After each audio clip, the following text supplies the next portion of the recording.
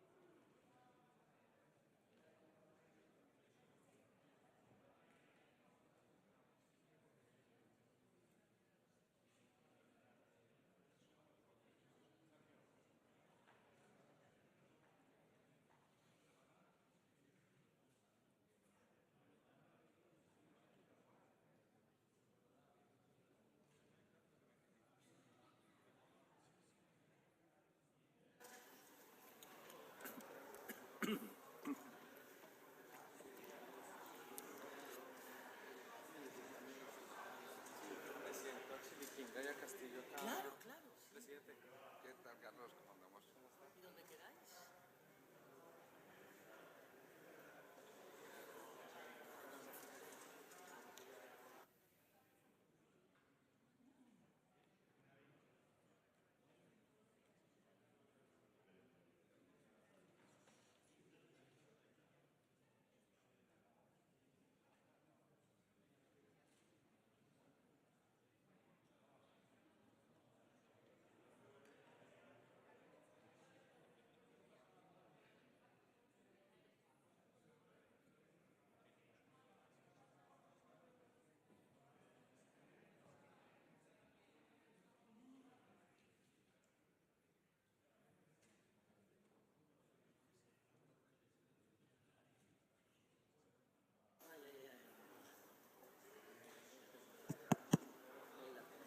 Muy buenos días.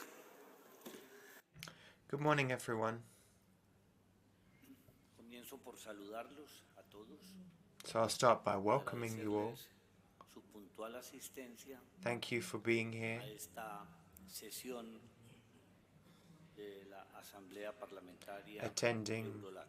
this EuroLat Parliamentary Assembly. Comenzar dando algunos detalles, To begin, let me provide you with some details. We have interpretation.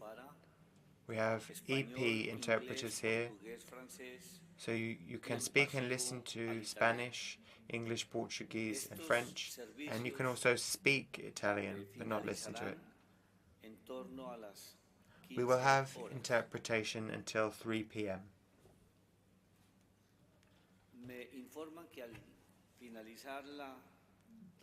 I've been informed that at the end of this plenary session, we will hold a toast and there will be a cocktail provided by our hosts. So I now submit the agenda to you for your approval. This is the agenda for today's plenary session, of course.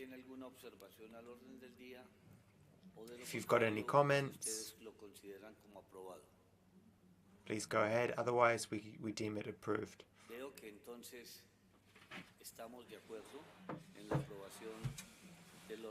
I think we can support the agenda, and it was made available in the 5 working languages of the Assembly. Now, I submit the minutes for your approval. The minutes of the 14th ordinary plenary session held in Buenos Aires on the 13th and 14th of April from last year. You should have received these minutes.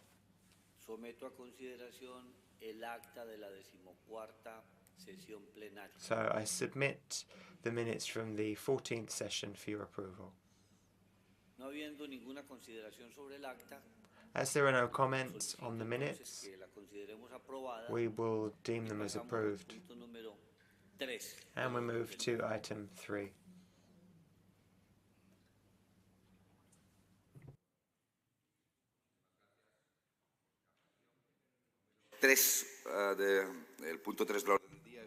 Item 3 is the election of the co-chair from the Latin American component. You know that our co-chair's mandate is coming to an end. I think on my behalf and on everyone's behalf, we can thank him for his work, for his time, what he's done for the 2 continents. It hasn't been easy. There's been a pandemic, of course. We had to hold our conference remotely, something that we had never done before, but we learned how to do that. I really want to thank you, Oscar, for always being so cooperative and determined. I also want to thank the co-secretariat, Eduardo Chiliquinga and Carlos Augusto Chacon. Thank you for your technical support to the Assembly over these years. And of course, you deserve nothing less than a warm applause.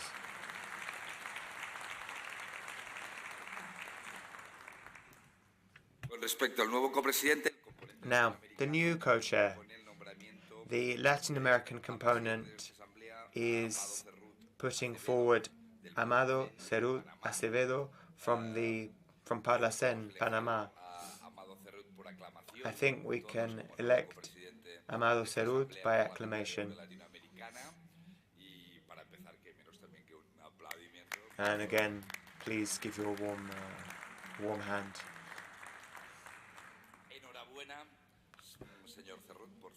Well done, Mr. Cerut, for being elected. It will be a pleasure to work with the Central American Parliament, and I'm sure you will be extremely constructive in the years to come. And now I hand the floor over to you.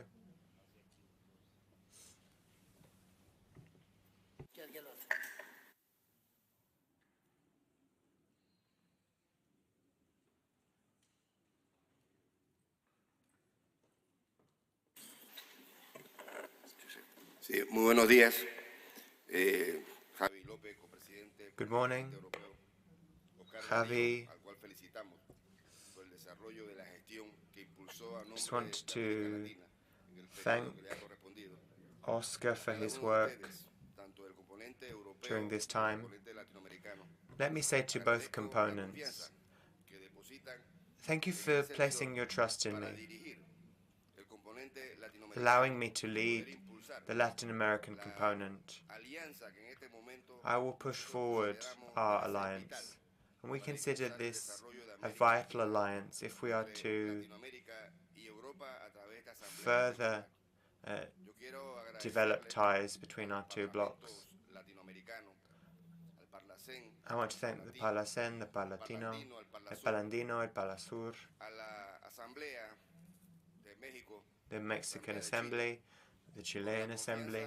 I want to thank them all for placing their trust in me by selecting me for this position.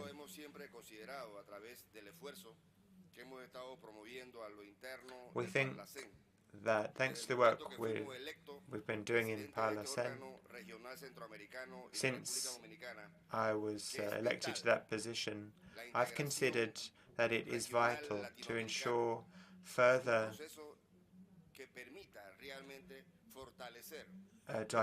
further convergence, further integration within our bloc. We think that every single parliament in this assembly, in this plenary, All of these parliaments need to play a part in regional integration so that we can agree and so that we can tackle the main items on our agenda facing our regions. We consider this so vital. We must pool our efforts to ensure that our Caribbean, Latin American and European parliaments find points of common ground so that we can make progress. And that must be the case in this 15th EuroLat Parliamentary Assembly as well. Let's not forget what happened in May in Panama.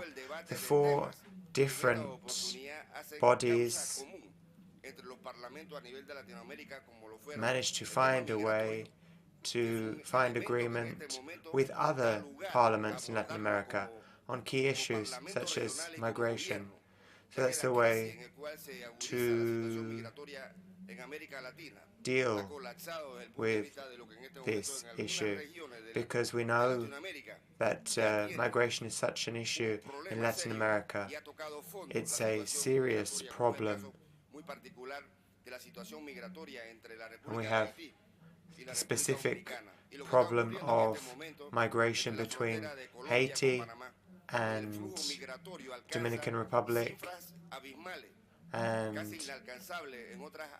there's also what's happening at the Panaman border. There are such major migratory movements between Colombia and Panama. And then there's another issue which we can't ignore, which is climate change and food security.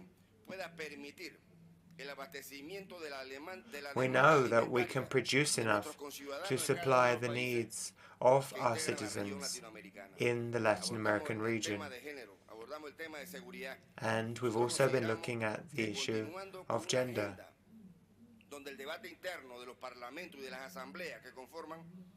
The internal debate in Latin America links up to this debate in EuroPal.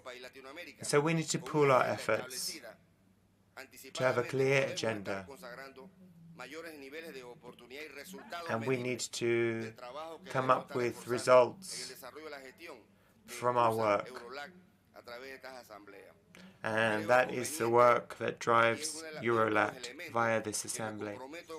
So I am determined to work on these issues with both components. We need to pool our efforts to ensure that our joint agenda yields results, and so that we meet the hopes of both components.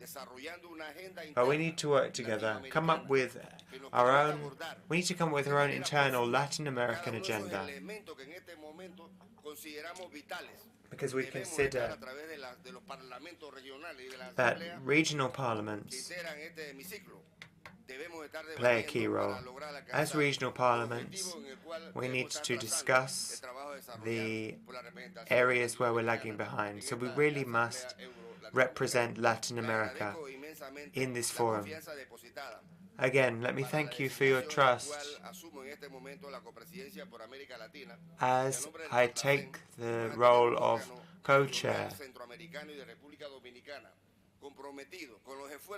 And I am committed to further strengthen the situation of Latin America. I want there to be more opportunities in this region.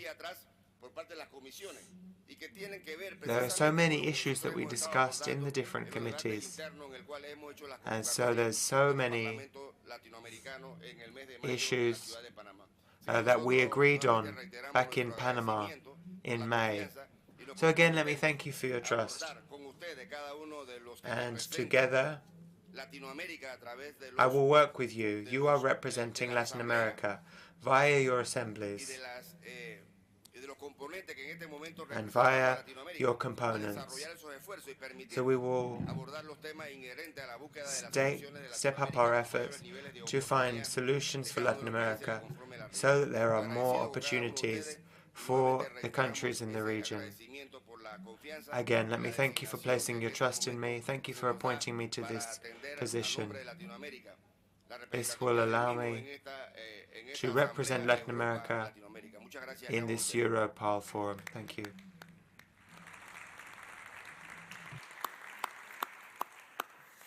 Muchísimas gracias, copresidente Cerrut. Thank you so much, Co-Chair Cerrut.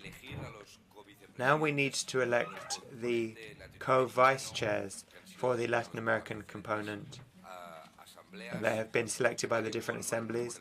We have Mario Colman for the Mercosur Parliament, Fidel Espinosa for the Andean Parliament, Senator Freda Maribel Villegas for the mixed or joint parliamentary EU-Mexico committee, and then Senators Luciano Cruz-Coke and Adolfo de Urresti for the EU-Chile Joint Parliamentary Committee. So they will alternate during the 2023-2027 period. So they are all vice chairs. Item 4 is a set of communications, including decisions that were made by the Bureau on the 3rd of July. The EuroLat Bureau met on the 3rd of July remotely to prepare the work for this plenary session and to approve the message for the 3rd EU-CELAC summit, which took place in Brussels last week. It was agreed that the next EuroLat will take place in the Dominican Republic in week 44. So that's the last week of October, the 1st of November. So we'll hold our committee meetings. We're already working with the Senate of the Dominican Republic and the authorities. So we've already begun that work. The aim is to focus on migration, climate change, some of the issues that are most relevant to the Dominican Republic, and Palacen and the Latin American component thinks that these are issues that need to be looked at. And if we look at the program and the agenda, of course the EuroLat bodies and the Bureau will look at the agenda. Now, the message of the summit. The text reflects the majority view of the Assembly, as is laid down in Article 17 of the Rules of Procedure. We must stress that the Palacen delegation and the Palandino president sent in their opposition to some parts of the text. This opposition is reflected in the minutes. As regards EuroLat's participation in the summit, Oscar and I were able to attend all of the meetings. We also recorded a video message for heads of state and government. You know that there had been no CELAC EU summit for 8 years, so we were asking ourselves how we would participate as EuroLat. You know, we were looking to have meetings every 2 years, and then we were asking what kind of participation we would have. We worked with the summit organizers, namely the European Council, Charles Michel, the EEAS, with the Spanish rotating presidency. So we wanted to be able to attend the summit and thereby set a precedent for the future. We were happy with this. We recorded a video of the two of us for the inauguration. So the three presidents from Latin America spoke, and 3 European figures spoke too, civil society too, who had met the previous week, and then the EuroLat Assembly. Those were the speakers at the inauguration. Then we were observers. Of course, we're not the only body that was an observer. Quite a few different bodies. But as we were observers, we were able to attend the meetings behind closed doors, including meetings with the heads of state and government from the Caribbean, Latin America, and Europe. So I just want to stress that there were 26 heads of state and government from Latin America. Nearly all of the heads of state were there from Europe. And finally, there was a draft document, a draft declaration that was signed off on, thanks to a lot of diplomatic work. I think I've explained the programs that are now underway. What's important is that we now build on this. We continue with this work. Let this not be a one-off, standalone summit. Let's hope that it becomes a regular thing. Of course, there is a bit of a power imbalance. CELAC doesn't have a permanent secretariat, whereas the EU has thousands of civil servants. But we intend to find solutions to this and to deal with this. It was agreed that there would be a new meeting in 2 years' time in Latin America.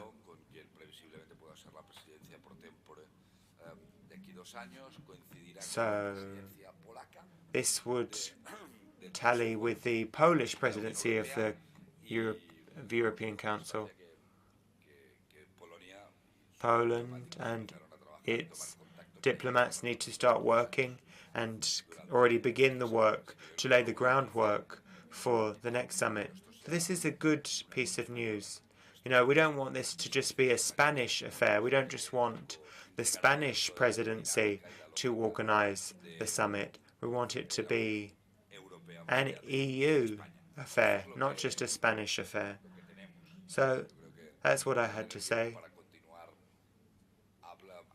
We can continue to talk about the summit and the one that's just been held. I don't know whether you've got any comments.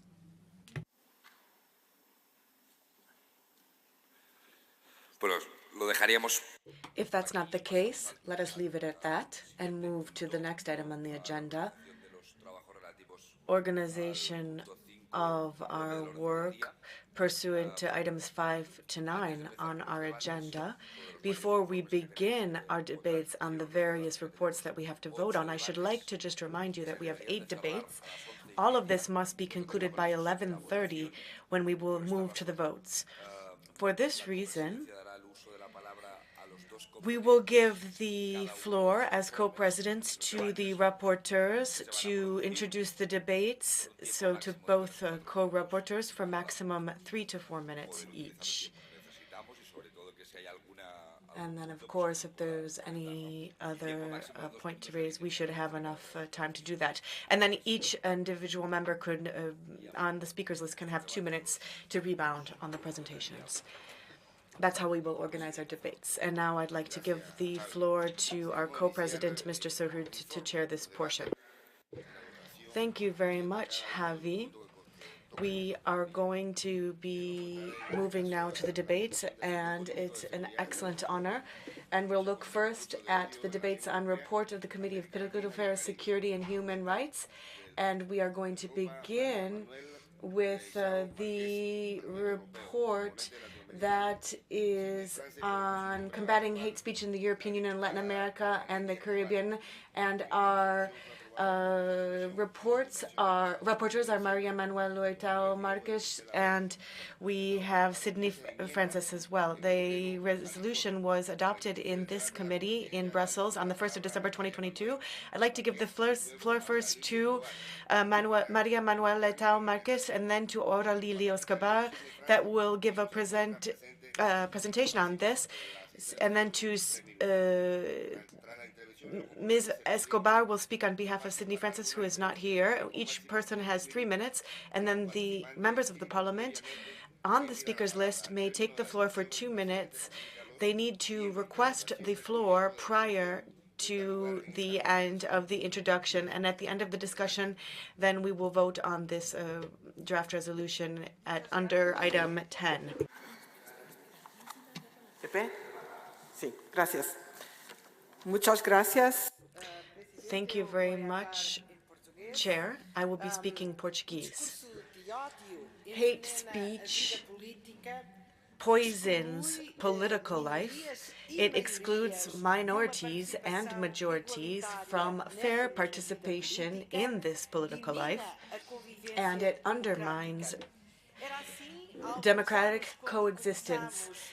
A few years back, when we began to work on this report, that is precisely where things stood here in this Parliamentary Assembly. And since then, the situation has not improved or changed, it has got worse.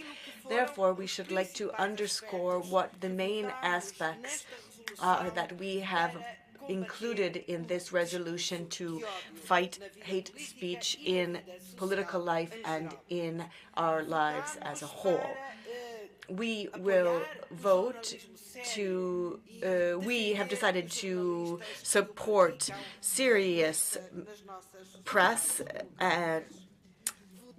and to fight against media that is not assisting. We have decided also to throw our weight behind minorities, LGBTQ communities and vulnerable communities, including women that are often victims on social media of cyber violence, and specifically that is the case for women in politics.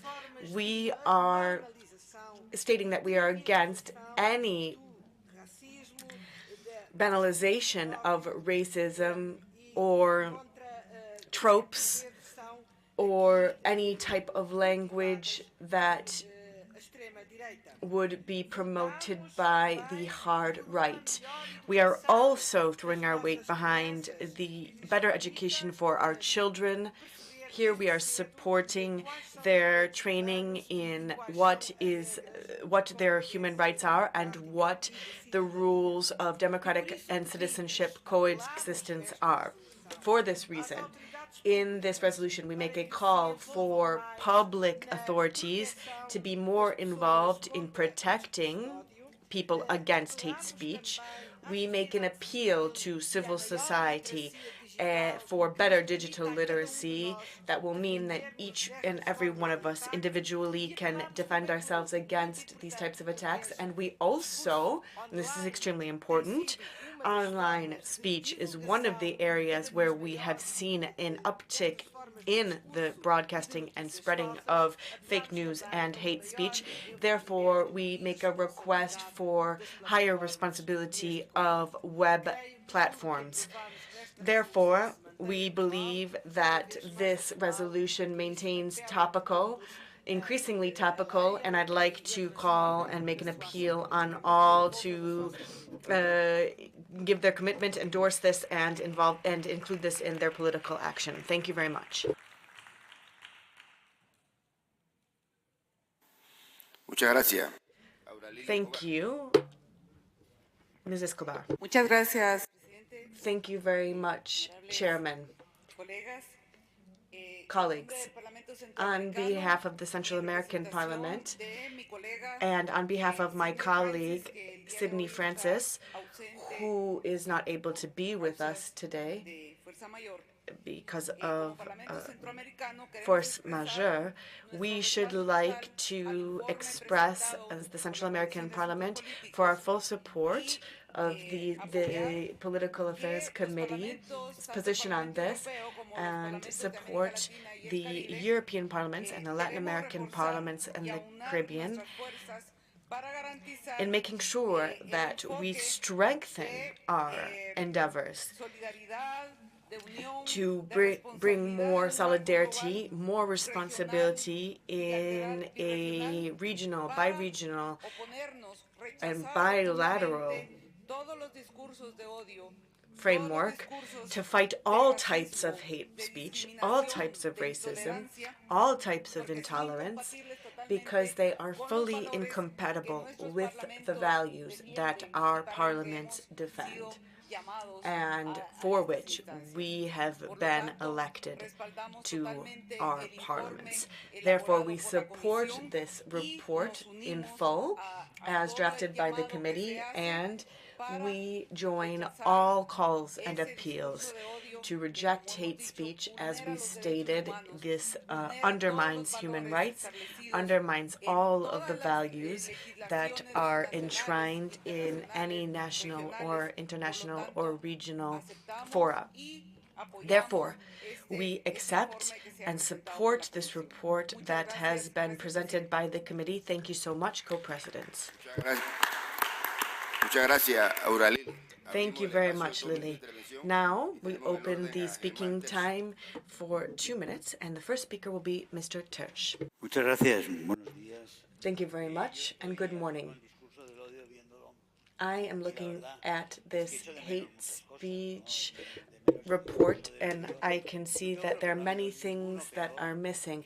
And I think there is nothing worse than what was done on the 11th of July in Cuba, when total war was threatened against Cubans who were requesting for democracy and freedom. I don't think that there is any worse hate speech than Daniel Ortega against his population, and that throws individuals in jail and is persecuting the church. This is hate speech, and the citizens of Nicaragua are being their rights are being violated, and there is nothing worse than what Mr. Maduro is doing against his prisoners. Maria Corina, who is currently being rejected the possibility to run for office, and all of these things that should never happen in a democratic forum.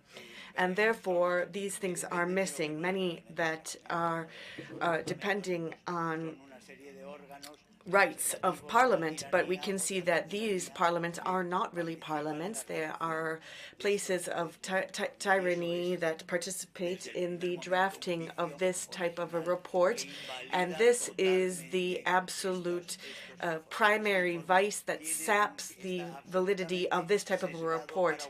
This report is biased against hiding hate that is being leveled against the peoples by narco-communist regimes in Latin America. And this was forgotten yesterday when the president of the Senate spoke. He forgot to state that there were dictatorships in Ibero-America. What we can see is that we continue to have these types of dictatorships in place, and the blood is spreading. Thank you. Member of Parliament, I'd like to give the floor now to Ana Miranda. Yes, thank you very much, Chair. The EU EP resolution in 2018 on the advancement of neo-fascism stated that we cannot promote hate speech, and that is true also in parliaments. Therefore, the results come from elections, and what we saw in Spain, a clear statement was made that the citizens did not want hate speech, and I don't think there's anything else that needs to be said. Thank you very much. Muchas gracias. Thank you. Would anyone else like to take the floor at this time? Go ahead, please. Un minuto. 2 minutes.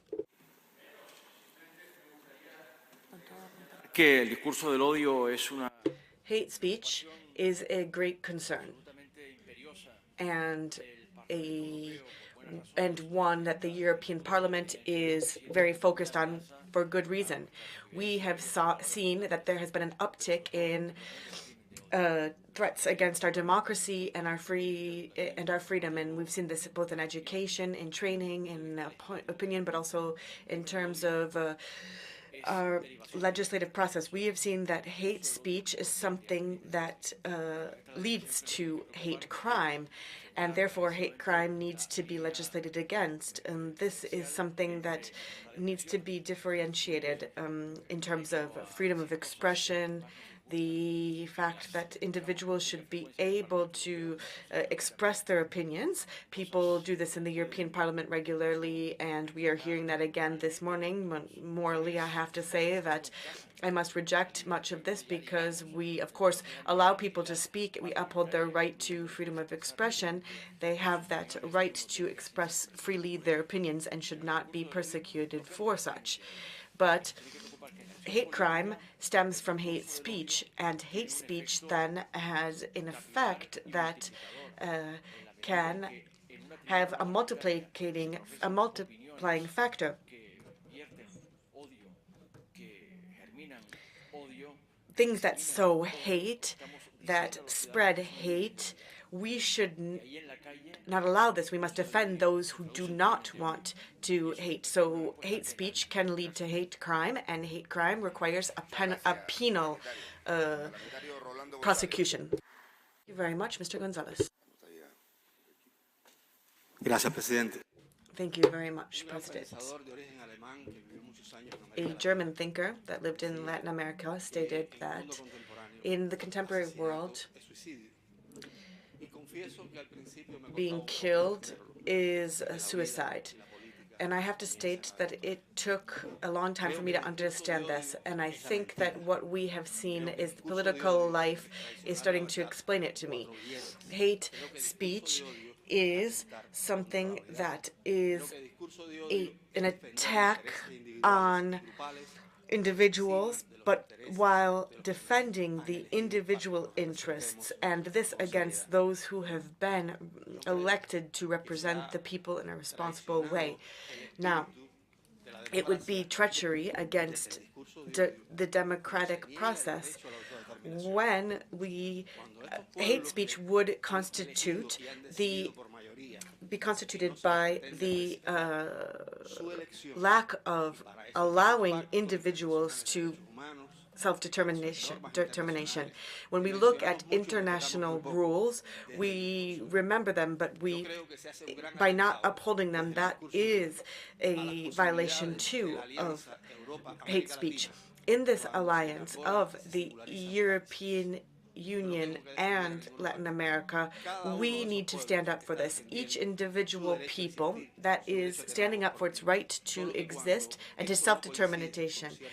When that does not go hand in hand with some interests, some of them are very selfish, they only look to one side and pretend that they don't see that there are veritable violations of democracy and human rights, then, simply put, what we can say is that in the name of democracy, we have to recognize that this is hate and that this is a trampling of democracy. We should remember here in EuroLat the groups of people, those that we need to represent, and we need to make sure that we are defending truth. We don't do that just enough. Let us not kill truth on behalf of democracy and on behalf of facing hate. Let us make sure that we are being extremely clear on our position on this. Thank you very much. Ms. Julio Perez. Gracias, presidente. Thank you very much, President.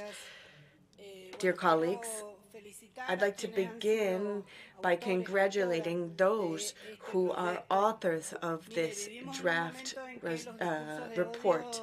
We are experiencing a time in which hate speech is extremely serious, and we have noted that hate speech leads to hate crime.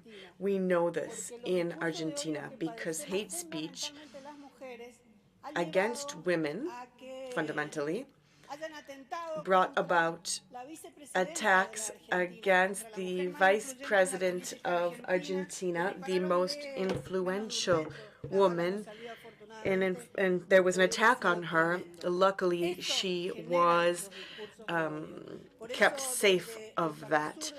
And this comes from hate speech. In Parla Sur, we welcome this draft and we will support it, no doubt. Enough with hate speech. Thank you very much. Gracias, parlamentaria. Thank you very much. Ms. Bilbao.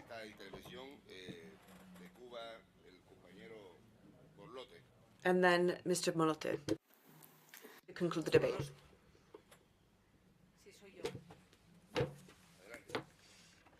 Here I am. Good morning, everyone. I think we have to get our heads around something.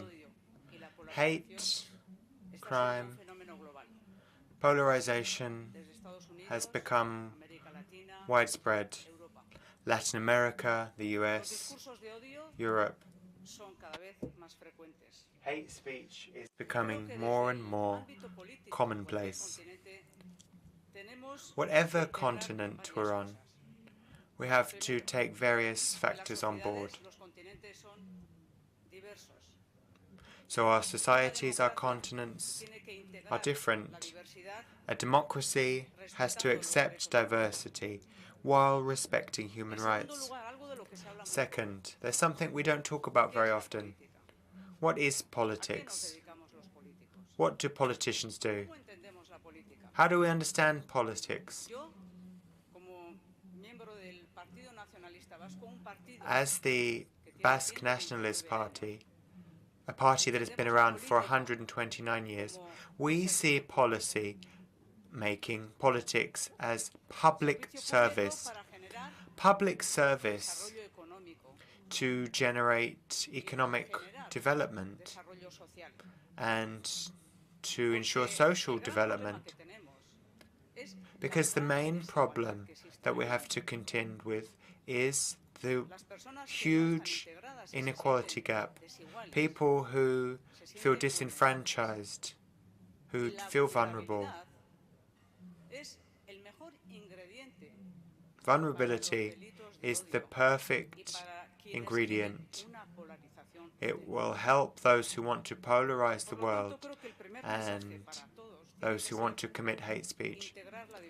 So the first thing that we should do is to accept, embrace diversity, end inequality, understand that politics is about reaching agreements and generating well-being. When we accept all of this, when we take all of this on board, we will be able to deal with hate speech which dehumanizes the other. You other the other person, someone that you have to beat and take down, and that will just bring us to the abyss of disaster. So in fora like this, we need to talk about things we often don't talk about. So I want to end this with a call, with an appeal. Let's ask ourselves, what are we here for? What are we doing? What objective are we pursuing? What is the future? And let's put an end to hate speech, because hate speech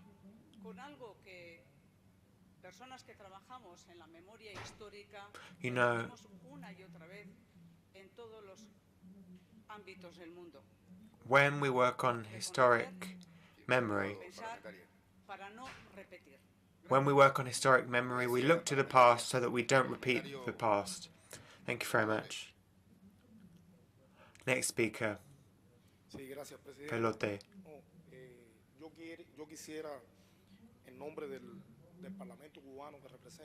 On behalf of my parliament, I want to thank those who put forward this debate. I want to thank those who worked constructively on this debate beforehand. We're having an exchange of views so that today we can reach a resolution which is consensual and which will bring our countries progress. I welcome the work on both sides.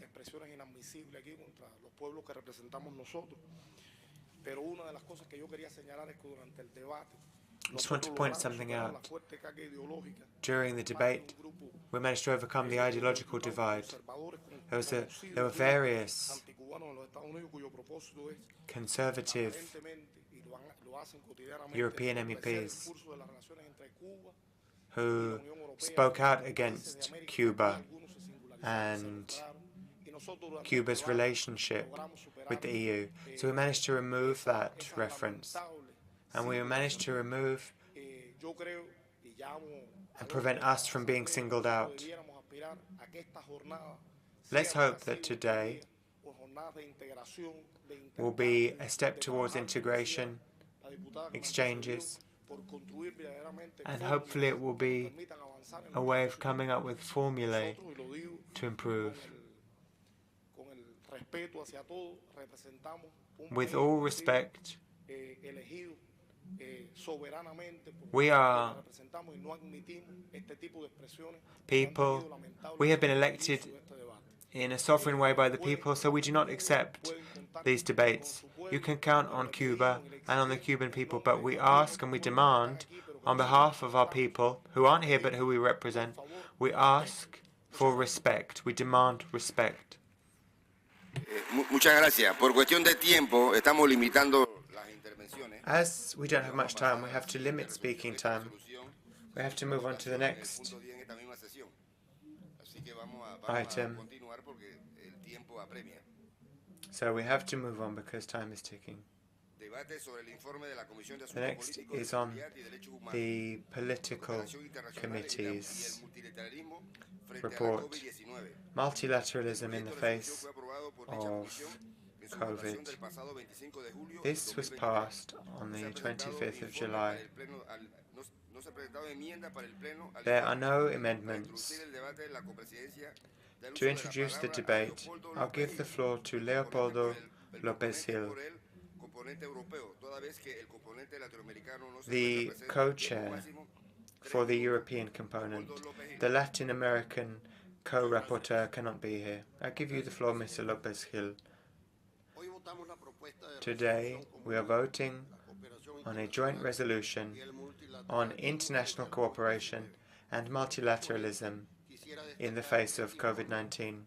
As co-rapporteur, I would like to say that this report outlines various priorities for our two blocks in the post-COVID period. One, it establishes that the global order was affected by a pandemic. It led to greater poverty and inequality in both regions. The best way to deal with COVID was to have international cooperation seeking to find solutions in the post-COVID world. Two, there is a need for greater bi-regional strategic association, particularly in areas such as vaccination, among other areas.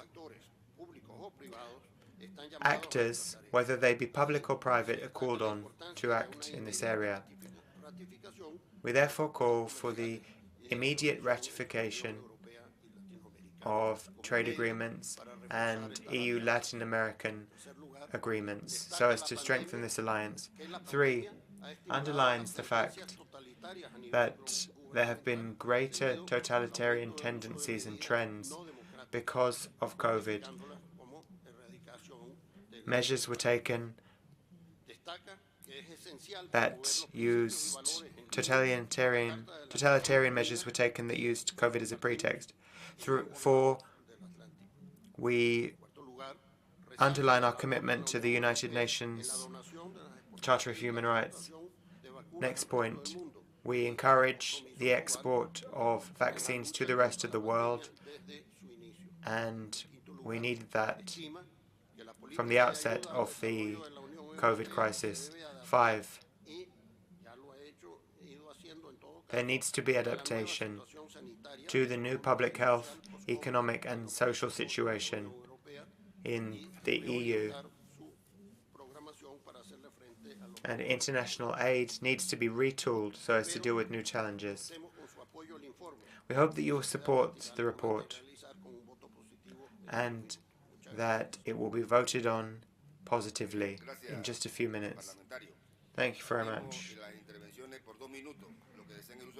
Now I'll give the floor to those who want to take the floor for a maximum of 2 minutes.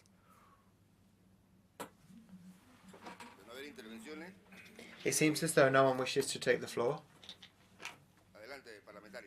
Go ahead, madam. Simplemente recordar que el mero hecho de que la pandemia ocurriera. The fact that the pandemic happened was a failure. Since 2005, we've had rules on public health which provides instructions for pandemics. It tells you how to sound the alarm bell, but nobody used these rules. So this should have been a local issue. It shouldn't have become a pandemic. Today we're concerned. There are some who didn't comply with the international health rules, and now they want to have further powers. I'm talking about bodies like the UN. So that should make us think twice. Should we, as states, yield and cede our sovereignty on public health in order to apparently prevent pandemics? Thank you very much. Now let me give the floor to Monica Gonzalez. Chair, I just want to defend this report briefly. The aim here is to strengthen international cooperation, including a specific concept in Latin America, namely circular cooperation, which the different states can prevail themselves of, including with European support. So this report refers to South-South cooperation, circular cooperation, and it also further strengthens support programs. But I think, by and large, this is a very positive report. Thank you very much, madam. It seems as though no one else wants to take the floor. We will vote on this under item 10. Item 6. Debate on the report by the Economic, Financial and Trade Committee, Digital Platforms in the Modern Economy. This was approved in committee on the 1st of December 2022. No amendments have been tabled. In order to introduce the report, I give the floor to Mr. Jordi Cañas, who's speaking on behalf of Nicola Danti, who can't be here. Then I will give the floor to Alejandro Toro for the Latin American component. Thank you, Chair. On behalf of Nicola Danti, let me say the following.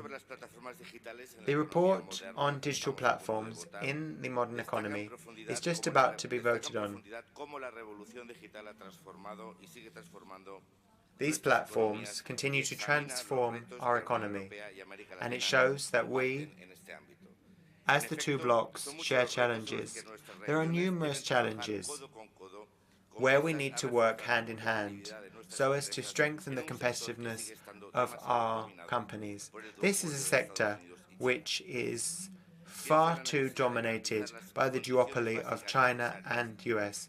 We need to ensure the basic conditions such as digital literacy and broadband. So we need to ensure that we can create business champions who are able to compete with the rest of the world, and also need to work on legislation in our two blocks. We need to recognize the possibilities for growth and jobs created by digital platforms, but we also need to be aware of the dangers of disinformation. We need to look at the issue of data protection, and I want to ensure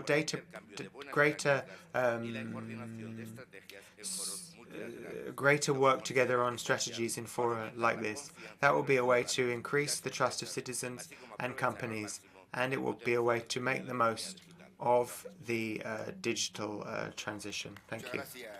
Thank you very much, Jordi. Now I open the floor. Who would like to speak? Alejandro Toro is not here. Jordi. Let me speak on my own behalf, because I was speaking on behalf of Nicola Danti earlier. Just so you know that I'm speaking on my own behalf now. You know, Nicola does talk about this, and I think it's important to pick up on it. We need to look at the legislative development in the European Parliament on the digital world. We've approved the Digital Services Act and the Digital Markets Act. So we've done a great deal of work on platforms. So we'd like to share our legislative experience. I think that could be very enriching for both blocs. You know, we in the European Parliament have looked at this legislation, which is very complex legally, technically and theoretically. So it's important to be open to each other on these issues. The Digital Services Act looks at the relationships between citizens and digital providers. It's been very positive. We saw in Brazil there was a similar debate. And I think we need to have exchanges like this, where we look at legislation. So I was saying to Javi, there's a lot that isn't so great about the EU. But what we do have in the EU is a lot of technical expertise. We have so many civil servants who do so much technical work, and then you can draw on that work. So you basically have a treasure trove of work that's been done, and you should draw on that. And I'm sure it works both ways. I'm sure there's legislation that you've adopted in Latin America, and I'm sure you're ahead of us, or your thinking is ahead of us in Europe. And this especially holds true in these complex areas. So it's about ensuring the rights of citizens, because the digital world offers many opportunities. However, there are risks, so we need to make the most of the opportunities while protecting ourselves. Thank you so much, Jordi. Maria Manuel Leitão Marques. Thank you, Chair. I want to underline what Jordi was saying. Let me also talk about the work we're doing on artificial intelligence and the regulation of AI. If we don't have the same principles, then we will just have piecemeal legislation if it's only been approved in the EU. I also want to say that the digital alliance we're working on with Latin America must be more than just about improving infrastructure and the cables between Latin America and the EU. No, that alliance also should be about investing in digital literacy and inclusion, leaving nobody behind. We need to invest in everyone's digital skills. That will be an opportunity not just for the companies of the future, but it will also be a way of protecting ourselves in the digital world. So I think we can and must work on digital literacy and on digital rights. We need to do that together in this very parliamentary assembly. Mr. Cadario Pérez.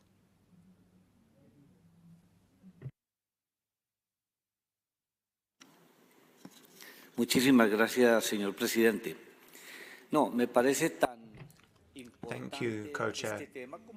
I consider this a very important issue.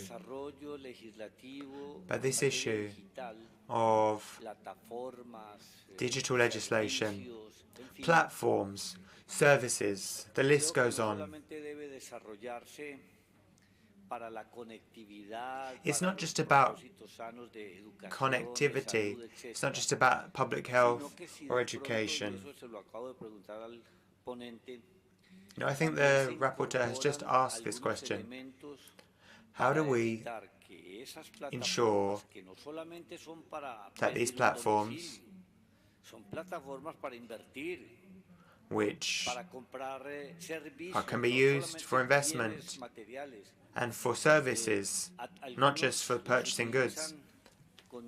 Now, some of these platforms use quite shady practices. Cryptocurrency. You know, there's so much shady business going on. Scams. Then there's also the issue of AI, the algorithms. The science isn't very clear, yet it does have a major impact on assets, appropriations, businesses. Maybe it will start gobbling up public funds. So, a question, does this legislation take on board everything I've been saying, or do we need to go further? Thank you very much, sir.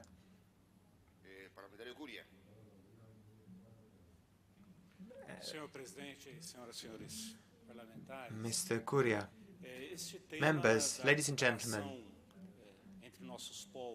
the issue of cooperation, the internet platforms, we've heard about this from the rapporteur.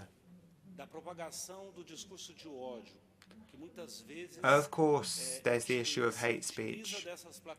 Often these platforms are used. The platforms provide services, and these platforms are used to spread lies and crimes.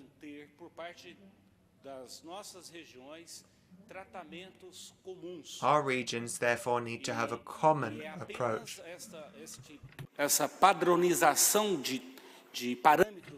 We need to come up with common legal parameters. Only if we do that together will we have a freer and fairer world. We also need to look at the rights of workers, because quite often these platforms have workers, but they enslave these workers. Here I'm talking about Brazil, and we in Brazil are talking about how these platforms work and about how the platforms should provide minimum conditions for workers. There's a lot of disagreement about the subject, so that's why it's important that we have joint action, joint cooperation for our people. That's the only way that we can deal with this very topical debate for our different regions. Thank you very much for this initiative. Thank you very much, sir. To close this debate, let me give the floor to Pilar del Castillo. Thank you. I won't even need 2 minutes, probably. Yesterday, at the session I attended, there wasn't much mention made of this issue, but in any case,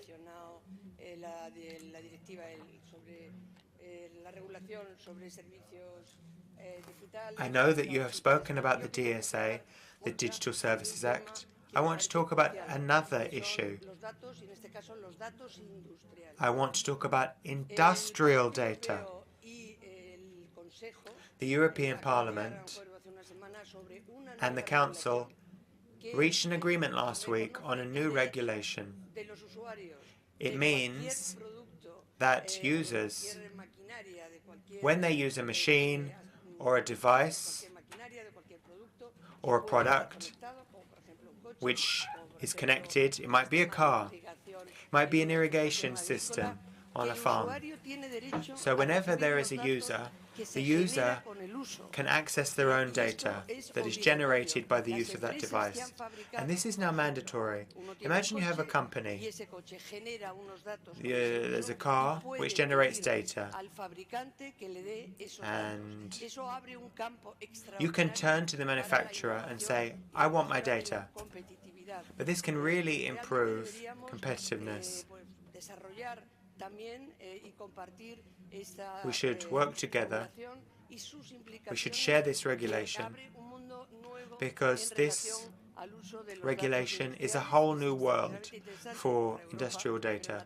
It's extremely useful and interesting for the EU, but also for any Latin American country. Thank you very much, Honourable Member. So, we will vote on this report later today under item 10. Now, we have the debate of the Economic, Financial and Trade Committee. It was improved on the 25th of July. There were no amendments to this report on parliamentary scrutiny of trade negotiations. I'd like to give the floor to Mr. Warborn if he's here. Otherwise, I give the floor to Mr. Alfo Rodrigo Sa for 3 minutes. Thank you, Chair. I'd like to start to thank all the members for your amendments and your cooperation. And I'm very glad about the great support we had in the committee when we voted on this report. This report, which has been in the making for the last 4 years, outlines the importance of parliamentary engagement and stable trade and political agreements between EU and Latin America. Our two regions do not only share a long and traditional history and culture, but also share the same democratic values and strive towards ambitious green and digital goals. Strong trade relations between Latin America and Europe are now more important than ever, given the lingering effects of COVID-19, Russia's invasion of Ukraine, and growing protectionism around the world. In this light, we urge the swift negotiation and ratification of our association agreements with Chile, Mexico, and Mercosur. They are key in promoting socio-economic prosperity and unlocking opportunities for both regions to cooperate in reaching the green and digital transition. Our trade relations also serve as a platform for defending our democratic principles, our common values of open, free, and fair trade, as well as protecting human and environmental rights. Strengthening our trade relations under the multilateral trading system must remain a priority, not least due to current geopolitical tendencies of protectionism and nations' drive for trade diversification. The parliamentary dimension of our political association and trade agreements is crucial to ensure transparency and democratic legitimacy in EuroLat trade relations. We must together play a full and active role in the scrutiny and monitoring of trade deals. We also must continue our interparliamentary dialogue, exchange of information, and best practices to maximize the potential of our partnerships. Thank you very much. I hope for your support in the voting. Thank you very much. Now we will open the floor for speakers who wish to take the floor for 2 minutes. Anyone who would like to take the floor at this time may make that known. Well, since that is not the case, I should like to let you know that we will be voting on this resolution under item 10 of our Parliamentary Assembly agenda. Now we will move to the debate on the report of the Sustainable Development, Environment, Energy Policy, Research, Innovation and Technology Committee. And on the 1st of December 2022, this draft report on challenges to guarantee the human right to water, this was adopted then on the 1st of December. We would like to, there have been 20 amendments that will be tabled for the report, and I'd like to give the co-rapporteurs First, Ana Miranda from the European Parliament, and then from the LAC Parliament's Julia Argentina Perrier. Who would like to go first? Thank you very much. Chair, I'd like to thank Ana Miranda, my colleague and my friend from the European Parliament, with whom I worked on this report, I think for more than 4 years, if I'm not mistaken. And in fact, we can see that this is an increasingly topical issue. Challenges to guarantee nothing less than the human right to water. A right that is recognized by the United Nations, that is also recognized in several constitutions in Latin American countries. And at this current time, what we have noted is this is a heated issue, considering that we have climate change in Uruguay, for example, with the scarcity of drinking water. The situation is extremely concerning, serious, and we've seen also here near us the fires that are a reality of climate change that I think, Chair, is something that we absolutely need to tackle. So, we make a request for your support in voting on this report because we believe that it is of utmost importance to legislate on water as a right. We also know, Chair, that generally speaking, what we can see is that it's always the more vulnerable that bear the brunt of this. They're the ones who pay for not having drinking water. They're the ones who are going to bear the brunt of climate change around the world. Therefore, with my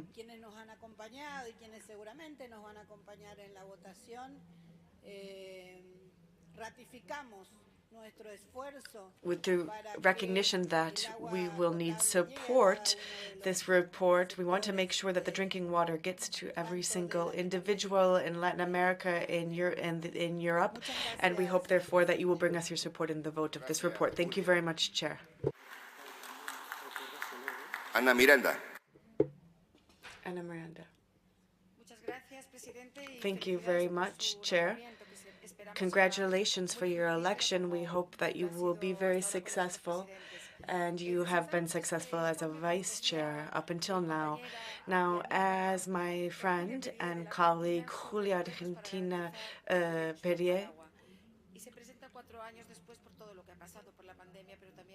we know that drinking water is something that is of extremely serious, and I'd like to thank Jordi Soler for having worked on this report. I wasn't a member during that time, and therefore he drafted the report, and then Marie Toussaint, and then it came back to me in my interim period when I wasn't a member of this parliament. And it's gotten worse during COVID. And I think it's important to state loudly and clearly that drinking water is necessary for a dignified life. And that means healthy, affordable, drinkable water is water for life, to drink, to reproduce. There's no life without water. There is no life without clean water, and that is something that is linked to every human rights. Now, water is fundamental for the survival of all in the world. It is fundamental for our production, for our well-being, for our economic and social development. When we protect water, we protect life. In the United Nations, this was acknowledged in 2018, and in Bolivia, this water is a right that is recognized in international fora. And at the EU CELAC declaration under point 26, there's also an acknowledgement of this, and it states, and we're happy about this, the right to drinking water and to sanitation have a specific centrality to the right to waters. It's also an objective of the United Nations within the context of the SDGs as a objective for 2030, universal, active, equitable access to drinking, clean, affordable drinking water and sanitation, and that there would be put an end to sanitation outside with a specific focus on the necessities of women in the most vulnerable communities. Now, we ask, therefore, on all the member states on both sides of the Atlantic to recognize this right to water and sanitation and to promote this in regional and international fora. That is why parliamentary diplomacy is of such great importance, so that we can make sure that we can recognize something as important as water for life. Thank you very much. Now we would like to open the floor for speakers for 2 minutes. If anyone would like to take the floor on this report for 2 minutes, who would like to take the floor at this time? Alejandro Cale. Alejandro Cale. 2 minutes, please. Con mucho gusto. Thank you so much.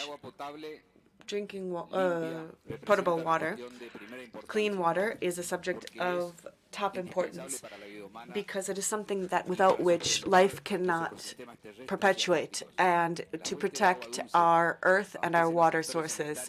Water sanitation has an impact on our water sources. Water is something that is consistently constant in terms of the demand, and what we've seen is that demand is outstripping supply, and that has short-term and long-term consequences. Big cities, for example, that depend on a huge amount of water treatment have seen that their resources are dropping, and in critical moments there's not necessarily a supply with the best monitoring and impartiality. Now, specifically, this is the case in Africa, where huge portions of the population do not have safe, clean water, or they have a drought, meaning that they have a huge scarcity, and there are areas as well where you can see that there are extremely serious scarcities. Now, it's important, I think, what Pope Francis said when it comes to water. Also, caring for water, as ensconced in this draft, means that we need to think about strategic planning of our resources of water that exists, and the bad policy that leads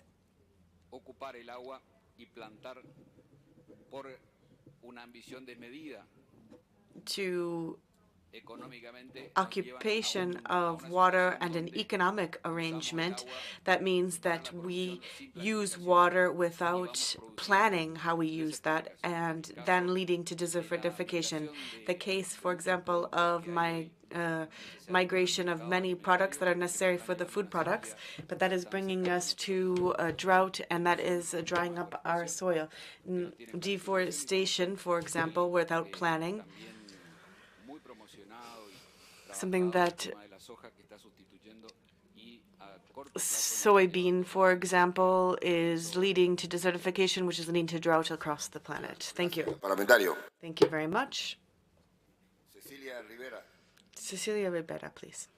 Solo recordar I wanted to just recall here what Leonardo da Vinci said on water. Water is the driving force of all of nature, and that is why we need to incentivize and educate our children such that they take care for this water, they're careful with it, and that we avail of this unique opportunity to assist our planet by protecting water. Thank you very much. The next speaker, the floor is yours. What I'm concerned about is the use of the Universal Declaration on Nature Protection. I'm not sure if we'll be having a debate on that or not. Perhaps there's not a debate on this subject. And perhaps we're not going to be voting on that. Okay, thank you very much. Thank you very much, madam. Now, anyone else like to take the floor? If no one else would like to take the floor, we will be taking the vote on this subject under item 10 of our agenda. Now we have a debate on the social affairs, youth, children, human exchange, education, and culture committee. Challenges in education vis-a-vis COVID-19 and the post-COVID-19 period, guaranteeing education, quality education for all. And this draft report was adopted by the committee on the 1st of December 2022. No amendments have been tabled. I'd like to give the floor to Soraya Rodriguez Ramos on behalf of Pierre Kalskin, who is the co-rapporteur on the EP side. And then we will give the floor to Luis Galarreta for the Latin American side. They have 3 minutes each. Thank you very much, Chair. Indeed, I will be speaking on behalf of my colleague Pierre Kalskin, who could not be here, unfortunately. First and foremost, he should like to thank the co-rapporteur, Luis Galarreta, for excellent cooperation. This report looks at what the impact of COVID-19 was on education, on our children, and on teenagers.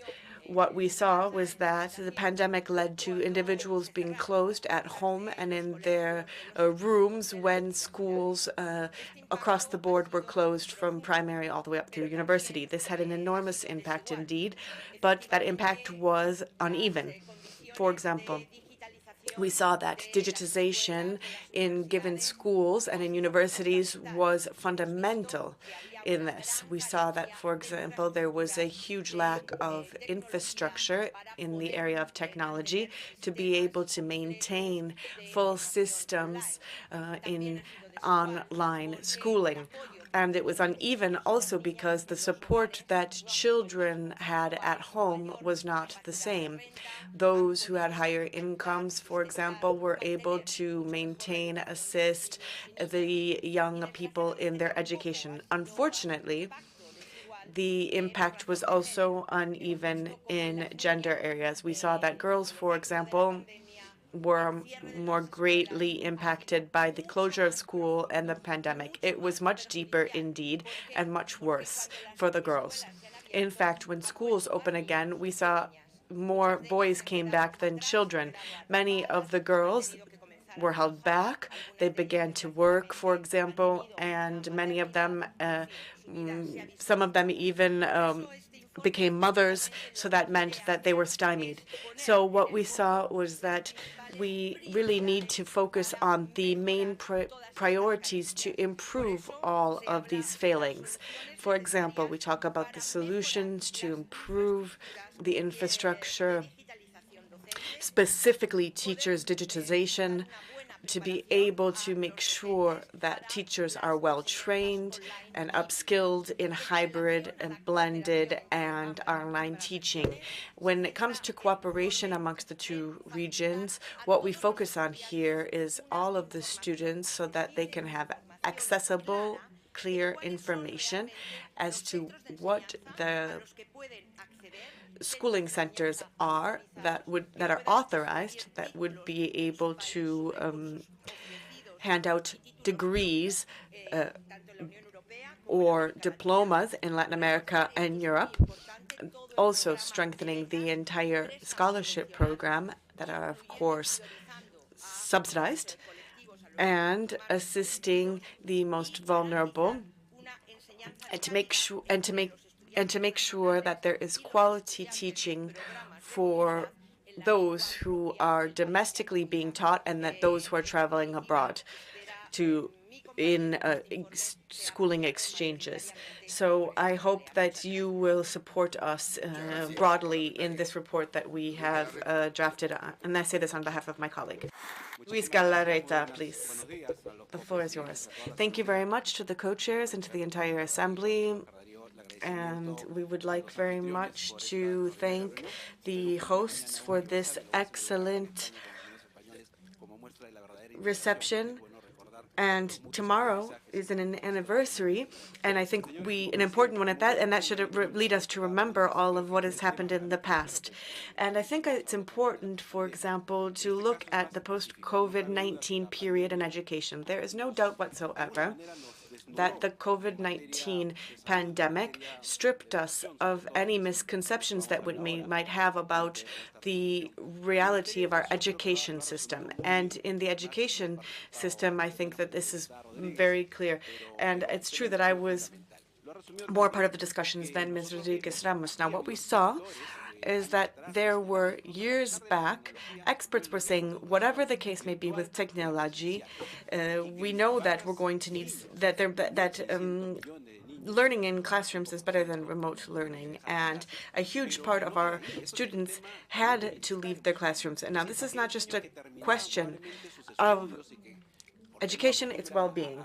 Those who, for example, that weren't able to finish their schooling, they were closed out of their schools. But when it comes to the first people, the youngest, those who were going to school for the first year without going to school, they really lacked that human touch as young people in the early phases of their education. And I think that's something important. And I have an 8-year-old son, so I know this well.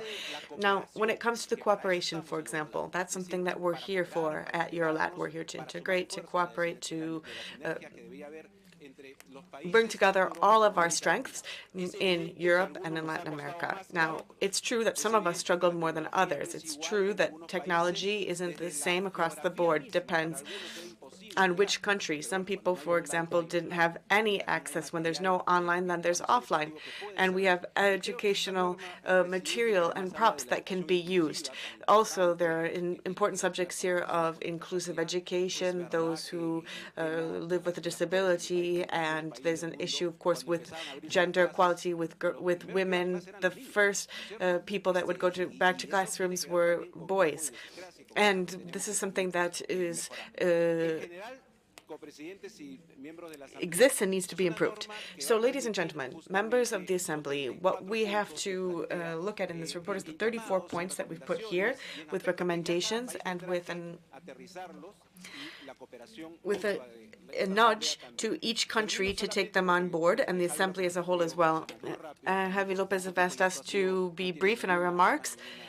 But since there are no further amendments here, and I'd just like to recall that it is the responsibility of every country to not shirk its responsibility. It is fine, of course, to cooperate and to be integrated, but then we have to look at what the responsibility of each individual country is. If a country doesn't work on its education, then there's migration because lifestyles are not strong enough. And then there are the destination countries that have to look at this, and nobody talks about the countries of origin where there is lacking in the education. So everyone needs to work on this. This is the truth, and this is not an opinion whatsoever, but a fact. Thank you. Thank you, indeed. Now I'd like very much to open the floor for 2 minutes to anyone who would like to speak on this subject. Now, we will put this item to a vote under item 10 of our agenda. Let us move to the next item. This is a debate on the social affairs, young people, children, and human exchanges, education, and culture. Bi-regional cooperation to strengthen health systems for access to vaccines and for scientific research to be able to manage pandemics. This report was adopted on the 22nd of July by the committee, and no amendments have been tabled for plenary. To introduce the debate, I'd like to give the floor to Adolfo Mendoza Lege, who can explain the report briefly in 3 minutes' time. Thank you very much, Co-Chair. A few years back,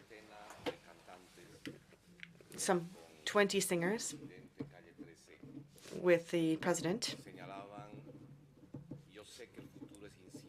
raised the issue that the future is uncertain, but even if there are borders, we still cannot close off seas, and there will be a point at which there are the open skies, the mountains, the snow, and the open paths, and that under this, and under all of this, we have to be able to give weight to these words from the singer that gives strength to this report that was discussed in the committee. There are three main issues: public systems, vaccination, and the access to pharmaceutical products as a whole, as well as research and technological aspects. We must give a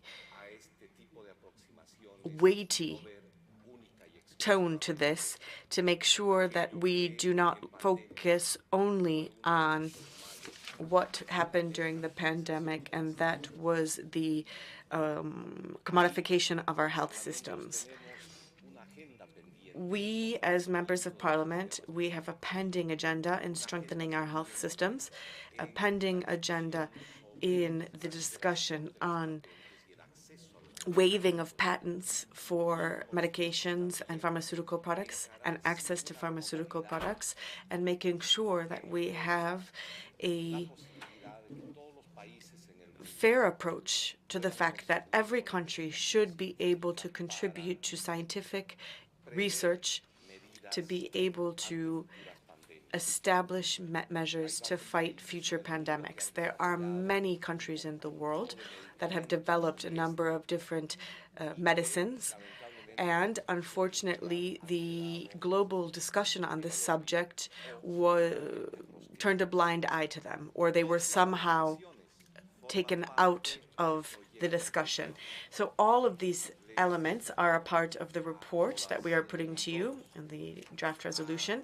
I should like to call on all of you to vote on this with great sensitivity to the importance of this report, because what we have here is something that is not just a mere question of what is happening today and now, but it is about hope in the future. And one last thought. Health systems, medications, and technological research. All of these things are something that need to be worked on through a common approach in EuroLat. Therefore, we should underscore the specific resolutions on this subject, take them, and use them to build a bi-regional legislative platform. Because these things are subjects that are not just mere subjects. They are questions of life or death and the very job that we've been elected to carry out. So I hope that all of you will accept our resolution with an open heart and hope that we can take something of the sadness from the pandemic and use that for hope for the future. Thank you very much. Thank you very much, Mr. Mendoza. On behalf of the European Parliament component, we would have Daniel Buda, but he is not here at this time. Therefore, I should like to open the floor at this time to anyone who would like to take it to be able to rebound on the resolution as presented by Mr. Mendoza for 2 minutes. Adelante, parlamentario. Go ahead, sir. Sin duda, No doubt. The pandemic showed us many of the weaknesses of the health system, and the first thing was that we didn't realize is that the WHO wasn't for the world, but just for one region. And therefore, globally, what we began to see was that we had to think about how we were going to resolve all of these problems. Transit, mobility. We know that something of this nature can have a huge impact on one and all. And so the world needed to think about the need to approach health as a universal right and access, for example, to the development of major labs. In the case of Europe, for example, we saw that there were some challenges to accept medications that came from other parts of the world, even though they had shown their effectiveness. The drugs business is one of the ones that is the most of concern to the health sector, essentially because there's a lack of access to high-cost products. The pandemic has now come to a conclusion, and the good thing is that we now know how to diagnose it. We know that we have treatments for it. We know vaccines against it. But there are many other illnesses out there that kill people and that have yet to find the right medications and treatments for that purpose, and some of them cost a great deal. And then we believe that the issue of patents is something that needs to be much more rapid. We shouldn't take 10 years, for example, when we had AIDS. At the outset, for example, there was a patent and that slowed down treatment, and it was only finally when the WHO recognized the mistake that had been made there for a regional approach. We must improve many things about the WHO. We need to call on them to rethink things and to think also that health should be an overarching right and a global one at that, and not just for certain parts of the world. Thank you. Would anyone else like to take the floor on this subject? Thank you very much for that comment. Let us move to the next item on the agenda. I just wanted to let you know that we will put this resolution to vote under item 10. The next item is debate on the recommendation as drafted by the Working Group on Security, Organized Crime, Transnational Crime, and Terrorism, fighting organized crime in the European Union, Latin America, and the Caribbean. Now, the report will be voted on following 5 years of work. This is a working group on security, organized crime, transnational crime, terrorism, and fighting organized crime in the European Union and Latin America and the Caribbean. Now, the text was drafted by the co-rapporteurs, but it includes a lot of input from other members of the working group, and that will bring the mandate of this working group to a conclusion. Now, there are no amendments that have been tabled, but we will give the floor to the co-rapporteurs at this point, Iban Garcia de Blanco and Cristina Reyes. They will explain the report, 3 minutes max for both of them. Thank you very much. Thank you very much.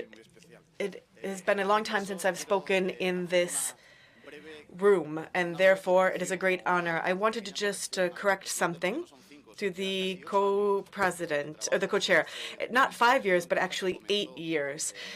8 years of work when we began to work on this. We began working on it in the previous term of EuroLat with different members, and we finally were able to bring this document to you for your deliberation. This has been a long process. I'd like to give you the broad brush strokes, and I'm sure that Ms. Reyes will also be able to give additional comments, and I'd like to thank her very much for cooperation.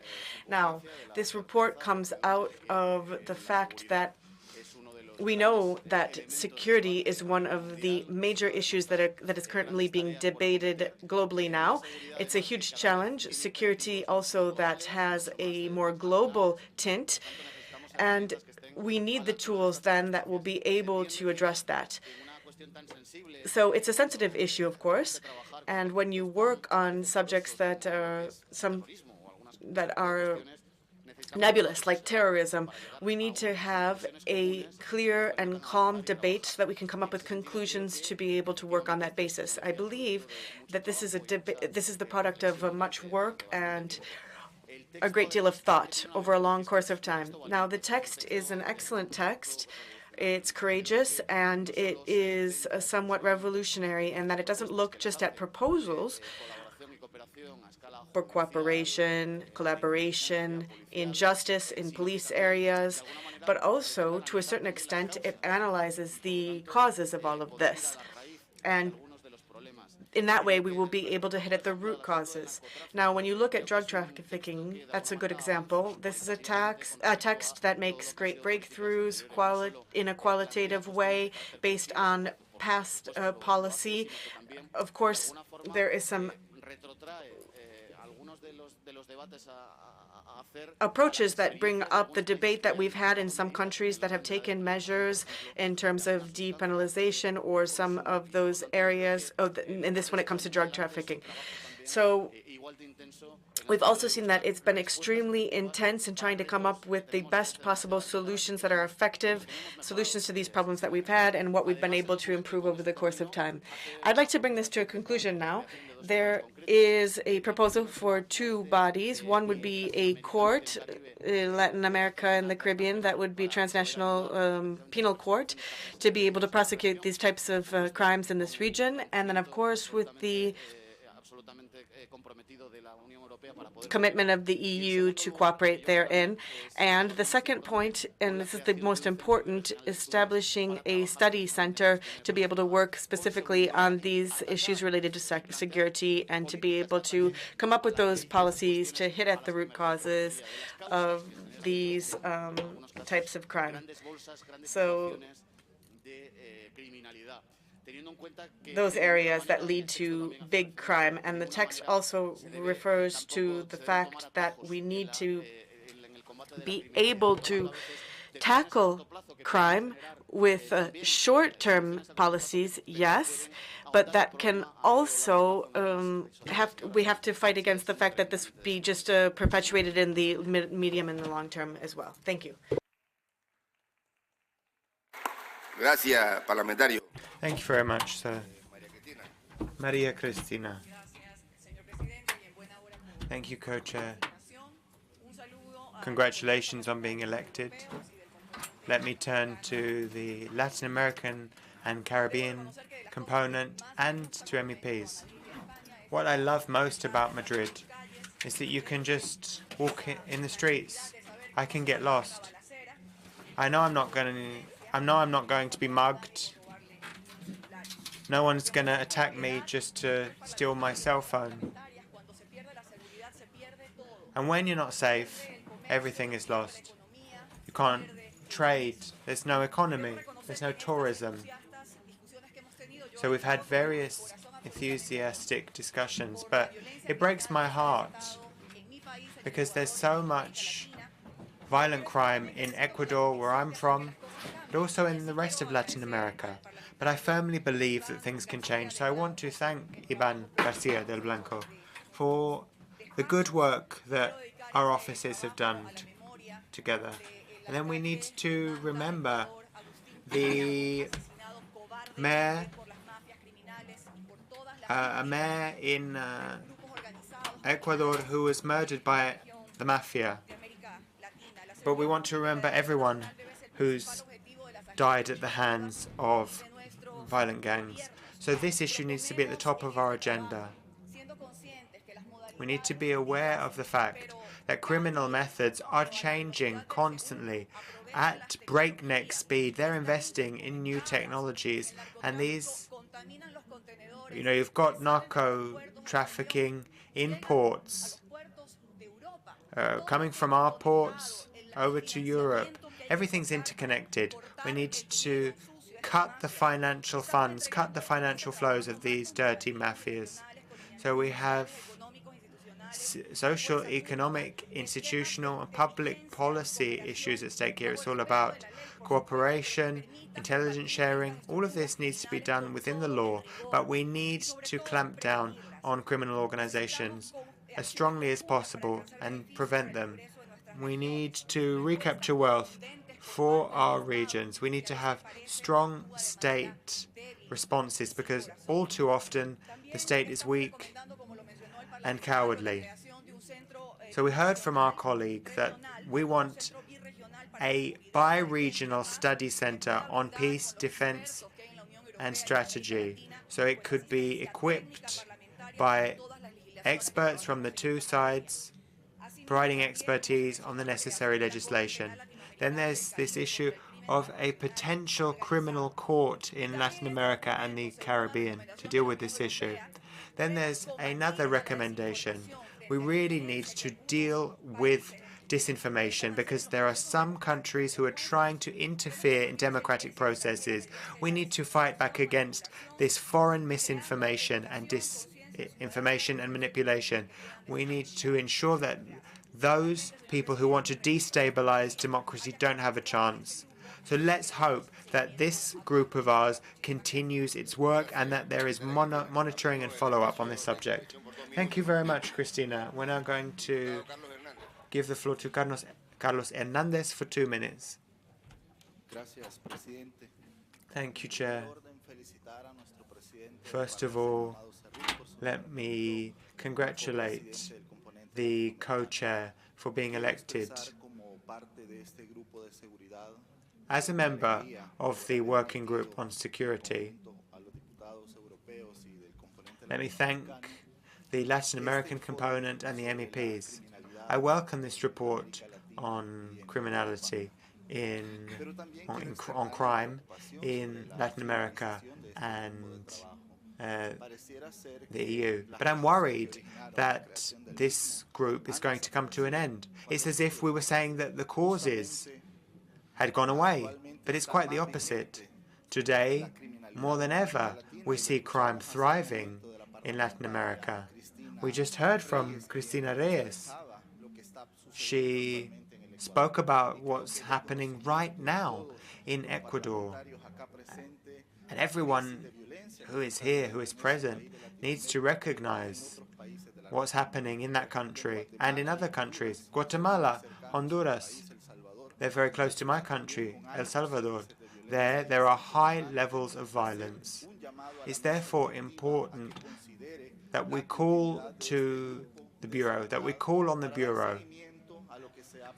Keep this group on security up and running, because later on we want to have this bi-regional study center which will allow us to share experiences.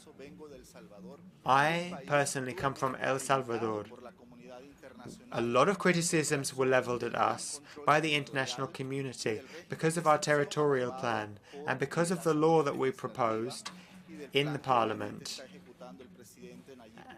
and the plan of President Nayib Bukele. But this plan has made our country safe again. For 30 years, our country wasn't safe and secure. Let's look at Ecuador. Let's look at what's been said in EuroLat. Today there has been nothing said about what's happening in Ecuador, but there is criticism of El Salvador. Criticism of El Salvador's government, which is ensuring safety for its citizens. And it shouldn't be like that at all. It should be the opposite.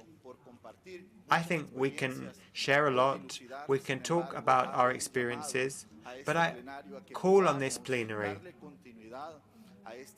Let us continue with this work and the working group on security. And then we want to have this study center up and running so that we can share our experiences. That will help us to make Latin America and Europe safer. Thank you very much, Chair. Gracias, diputado Hernández. Nacho, el uso de la palabra. Nacho, would you like to take the floor? Mr. Nacho Sanchez Amor. Just to react to what our colleague from El Salvador said, I think that EU and Latin America institutional ties need to be fluid and sincere, in line with what, or building on what the colleague was saying. There was something strange that happened. Our Parliamentary Committee on Human Rights wanted to go to your country, and you said no. And it wasn't even a diplomatic rejection. You said you didn't want the Human Rights Committee, droit, to come because you had other international commitments. But you didn't even say, in diplomatic terms, okay, perhaps we could see you at a later stage when we've complied with our commitments.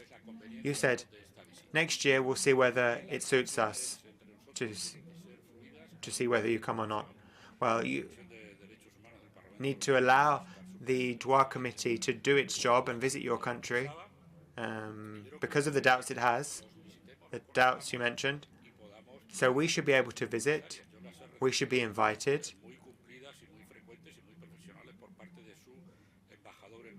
I've met with your ambassador in Brussels very cordially many times. So would you allow us to visit you, accept our request? Thank you. Gracias, parlamentario. Parlamentaria Sabrina Piñelva. Thank you very much. I now give the floor to Sabrina Piñelva.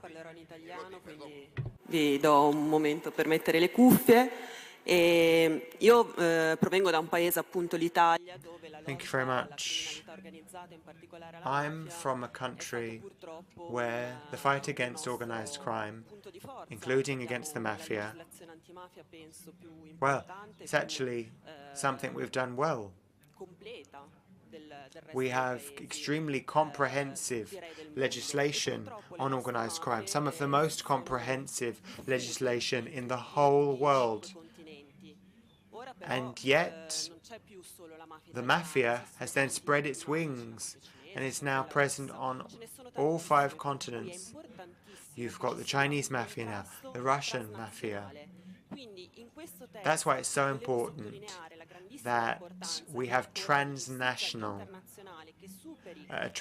fight against crime. We need an international criminal court that is cross-border, that goes beyond borders, so as to deal with organized crime, to deal with drug trafficking, and to deal with everything that is not just linked to one single state, but which is transnational, international. I think that the idea of creating an international court is particularly important. We'll give the floor to Mr. Cañas and then Cecilia Rivera. De San Blanc Cañadas is my name. I'd like to thank every single delegation. I'd like to thank the Latin American component and the European component. Let me thank the Spanish hosts for their hospitality. I'm concerned. The Human Rights Committee is concerned about El Salvador, but not about my country. What about Ecuador? Last year, there was a murder in a prison there, and in the prison, the prisoners took the decapitated head and they played volleyball with it and they played football with it, and there was no concern expressed by the European Parliament there. So this isn't just a Latin American issue. Where are the resources coming from? Who's buying the drugs? The drugs are being bought and sold in the US and in Europe. We don't produce any arms, any weapons. But where are the weapons coming from? They're coming from Europe and they're coming from the US. I really agree with the colleague from El Salvador. This needs to be a permanent body. There are extremely organized criminal structures and we just meet from time to time. This is a real problem. We need to deal with this problem in the US and in Europe. In my country, we have Mexican cartels, Albanese mafia, many mafias, and they've also managed to get their tentacles into the political system. There are many politicians who are immersed in this, not just trafficking, but elsewhere. You know, they're trading our natural resources, including water, selling off water rights. So why isn't the international community, why isn't the Human Rights Committee looking to us? Why are you only looking at El Salvador and its government? That's what truly worries me. I would like that committee to take a look at what's happening in Ecuador as well. Thank you very much, sir. Now I give the floor to Ms. Soraya Rodriguez Ramos. Thank you, Co-Chair. This report constitutes an opportunity. However, let's point out that we're not just talking about the drugs trade. We're talking about cross-border international crime. So they are anonymous criminal companies, and they are not stopped by borders. In every single country, you have branches of these international companies. They don't have headquarters, and that allows them to operate in every single corner of the world. I just wanted to point that out, because we need to focus in on that. Transnational crime is happening, but what yields the most money isn't drugs, the drugs trade. What yields the most profit is human trafficking. And when you traffic a human being, normally the victims are children, particularly girls, and women. And 90% of these women and these girls are then forced into sexual exploitation. These criminal organizations do work in drug trafficking, in human trafficking, and in weapons or arms trafficking. What is clear is that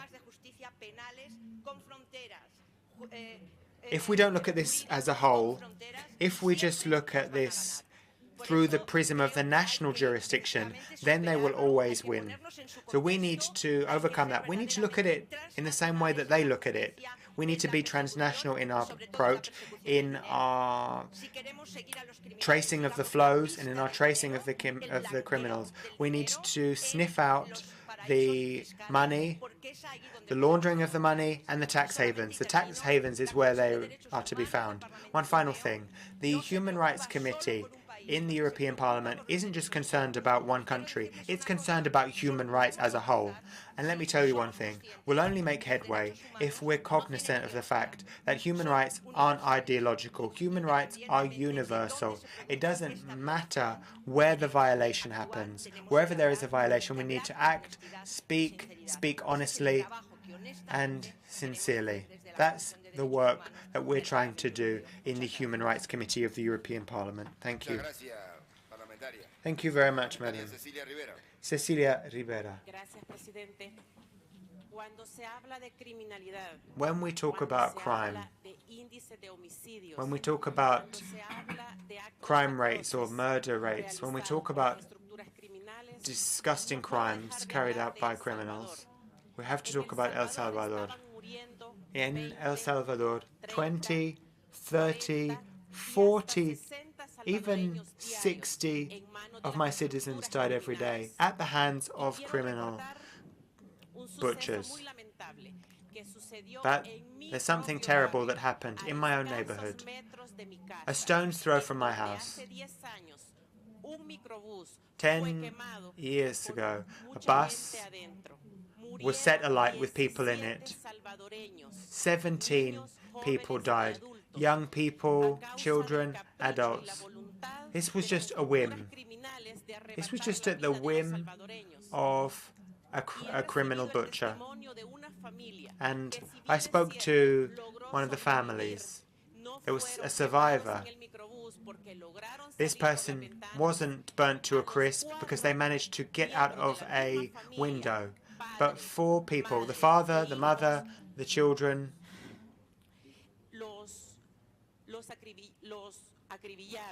they did perish. And they were shot at. One of the children lost an eye, was disabled, and the family said, well, it's a miracle that my children are still alive. But no family should feel that fear. These are specific cases from the community, witness statements from whole families who've been blighted by this. They have borne witness to these violations and murders. El Salvador was in misery. El Salvador was drowning in this kind of crime. It was the only thing in people's lives. And now, for 419 days, we've had no murders because of the territorial plan. Thanks to the new program we have 2 sets of security measures implemented by President Bukele. Now, thank God, thank the Lord, for 419 days, we have not had to shed a tear because of murders, because the people of El Salvador haven't been murdered by criminal gangs. That's thanks to the bravery, the vision, and the determination, but also thanks to the political willingness of one man who adores his country, President Bukele. Thank you.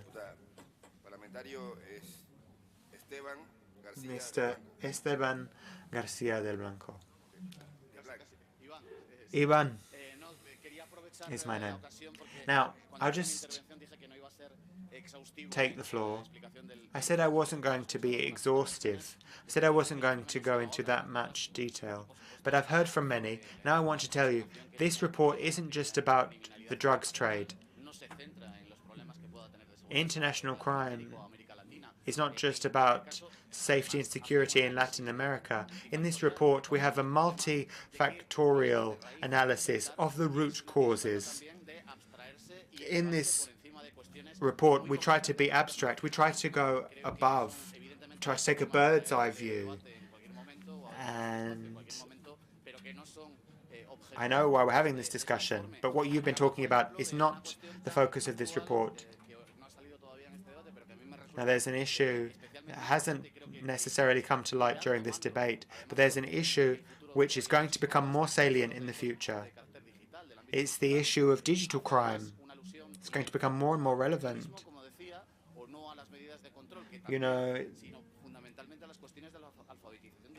that's why digital literacy is so important. That's why it's so important that we have the skills on both sides so that people can be critical about the press, about the products that are sold to them. So this report isn't focused on one specific country or one specific problem. No, in this report we talk about specific structures so that we can work together. We're not trying to penalize or point out one specific part of the world or one specific problem. We're trying to look at crime as a global problem. We don't talk about any specific national cases. Thank you very much. We'll have to limit speaking time from now on. We have Jordi Cañas, Alejandro Carlen, Sánchez Amor, in that order. Sergio Gaona, de Chile. Ferroni. Sí, presidente, muy breve. Co-chair. It's important that I say that this Committee on Security must continue its work.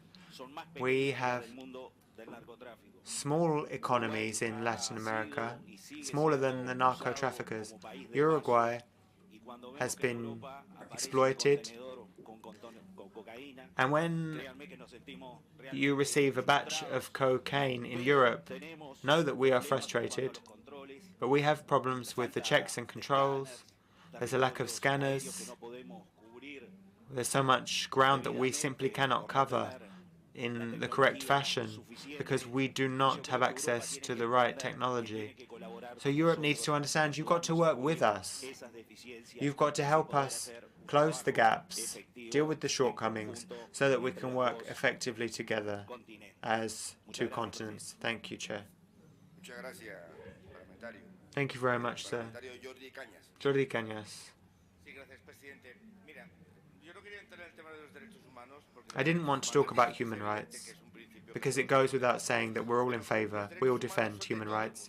But human rights belong to everyone, to every single citizen. And human beings have the right to not be kidnapped, subject to extortion, raped, murdered. They should be able to work in peace and in freedom without fear. That's also a human right. There's the right to life and to security and to live without fear. That's also a human right. Now, there are no shortcuts. But there are some countries that have done absolutely nothing for years. You know, you say that you don't want criminals who carry out extortion. Well, there are people who can't live in freedom. And it's all well and good. But there is enormity of suffering. And we can't understand this scale of suffering because we don't live through it ourselves.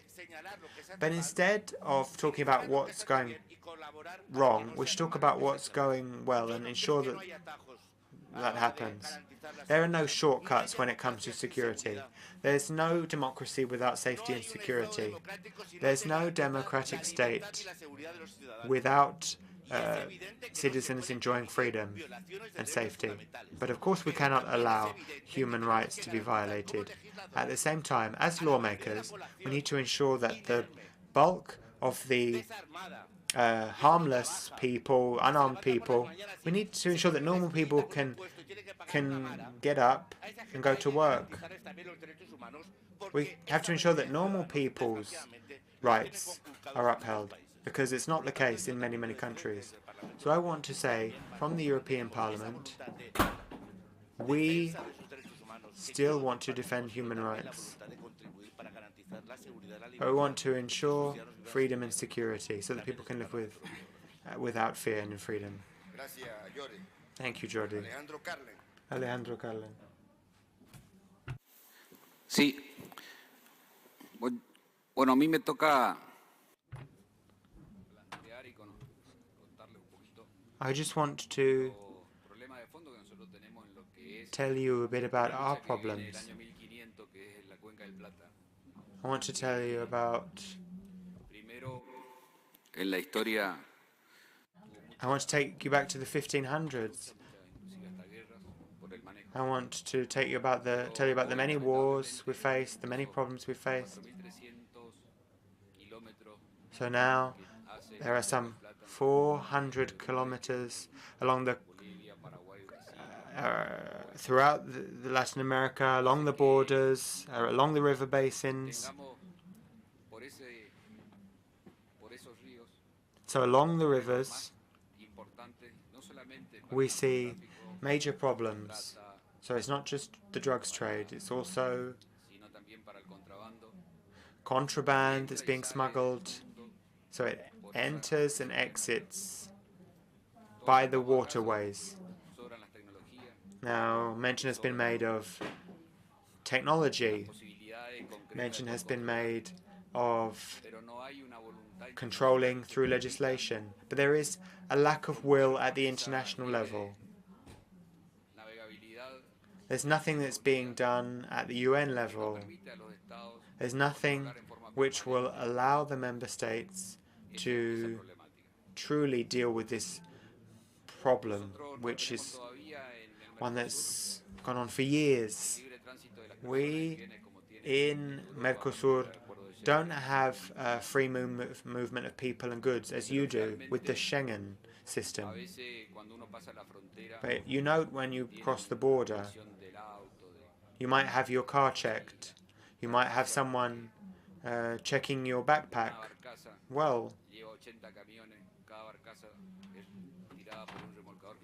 that might happen, but then you've got a lorry somewhere else that's getting into the border without any checks. 1,200 lorries that enter the country without any check at all.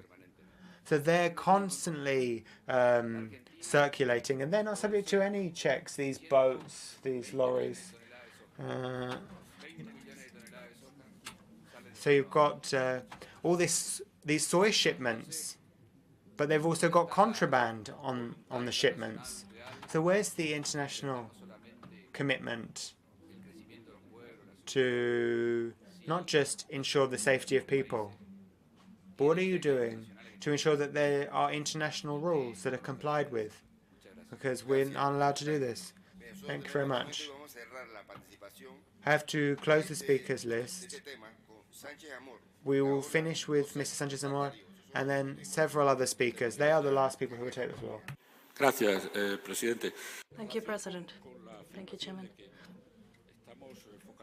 Now, We, in the Human Rights Committee, have been told we're focusing on just a narrow few topics. Let me just tell you a few things that we've discussed in the last few plenaries under human rights: Venezuela, India, Kyrgyzstan, Ukraine, Sudan, Hong Kong, Algeria, Belarus, Myanmar,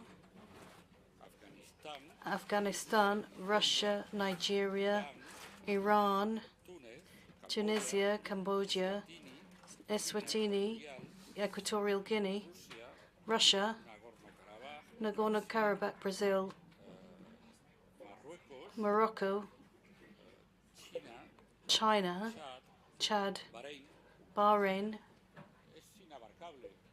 There's just an endless list, and given the state of the world, there's plenty of countries and situations we could talk about. Let me just set your mind at rest. We're not obsessed with any part of the world or with any particular country or any particular group of people.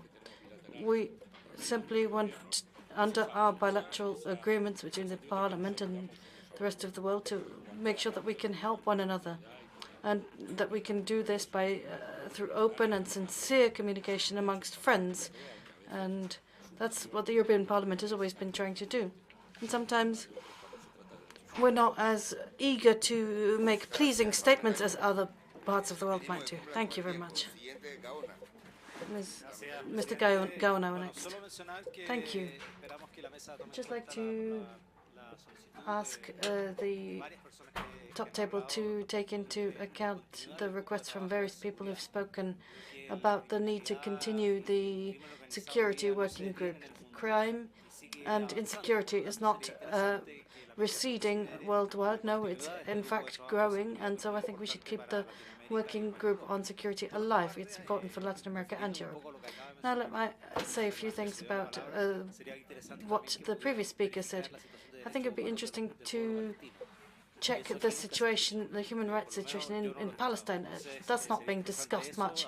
I never hear anything about that. Also, Cuba, Nicaragua, and other places where I think it would be interesting to look at this, and perhaps the European Parliament Human Rights Committee would like to look at those situations as well.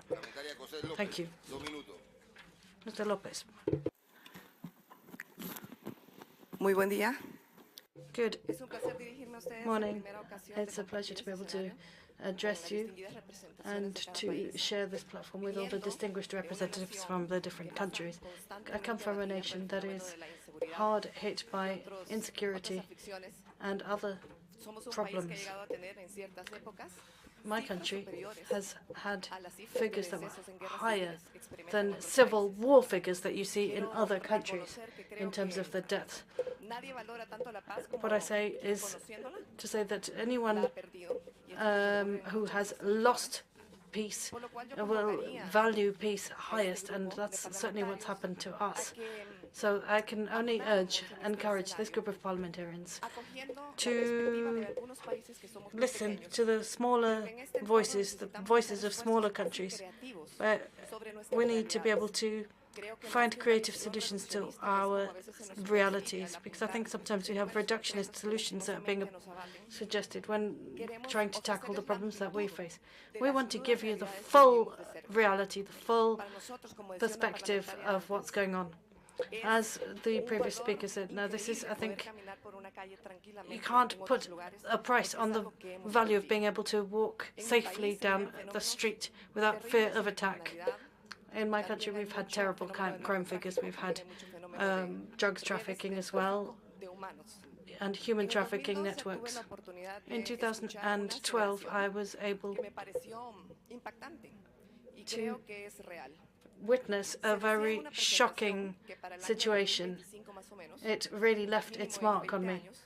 And we've heard that in under 20 years, we've seen these transnational illegal networks, these criminal companies, limited companies, if you could call them that, have become so powerful.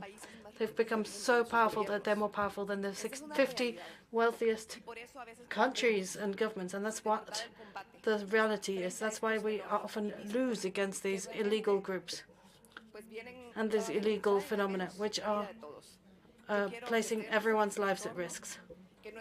So I'd like to say here today that our perspective is often not taken seriously enough, but we want to enrich your perspective. We want to give you the full image of picture of what's going on, because we're here talking about fundamental rights, people's lives. We think making contributions as citizens. No, I think it's important to not pass judgment on what others are doing necessarily, and look honestly at what's going on in small countries, so that those small countries can make contributions, valuable contributions that are nourished by their perspective on the reality. And so, as politicians, we have a duty to try and find solutions on behalf of the whole population. Thank you. Okay, now I'd like to conclude with Ms. de la Pisa. Thank you very much, Chairman. I'd like to agree with all those who elevate the right to security and peace and tranquility to the level of human rights. Well, this is a discussion that serves the interests of all. I am struck by the fact that in countries like mine, we have dialogue procedures, which obviously should never finish. But there's this idea of being able to talk to armed groups, where you say you can have this unequal trade-off, which can lead to boundless violence at the end of the process. But I can give you my example, an example of my country, but I think in Central America we've seen similar things happening.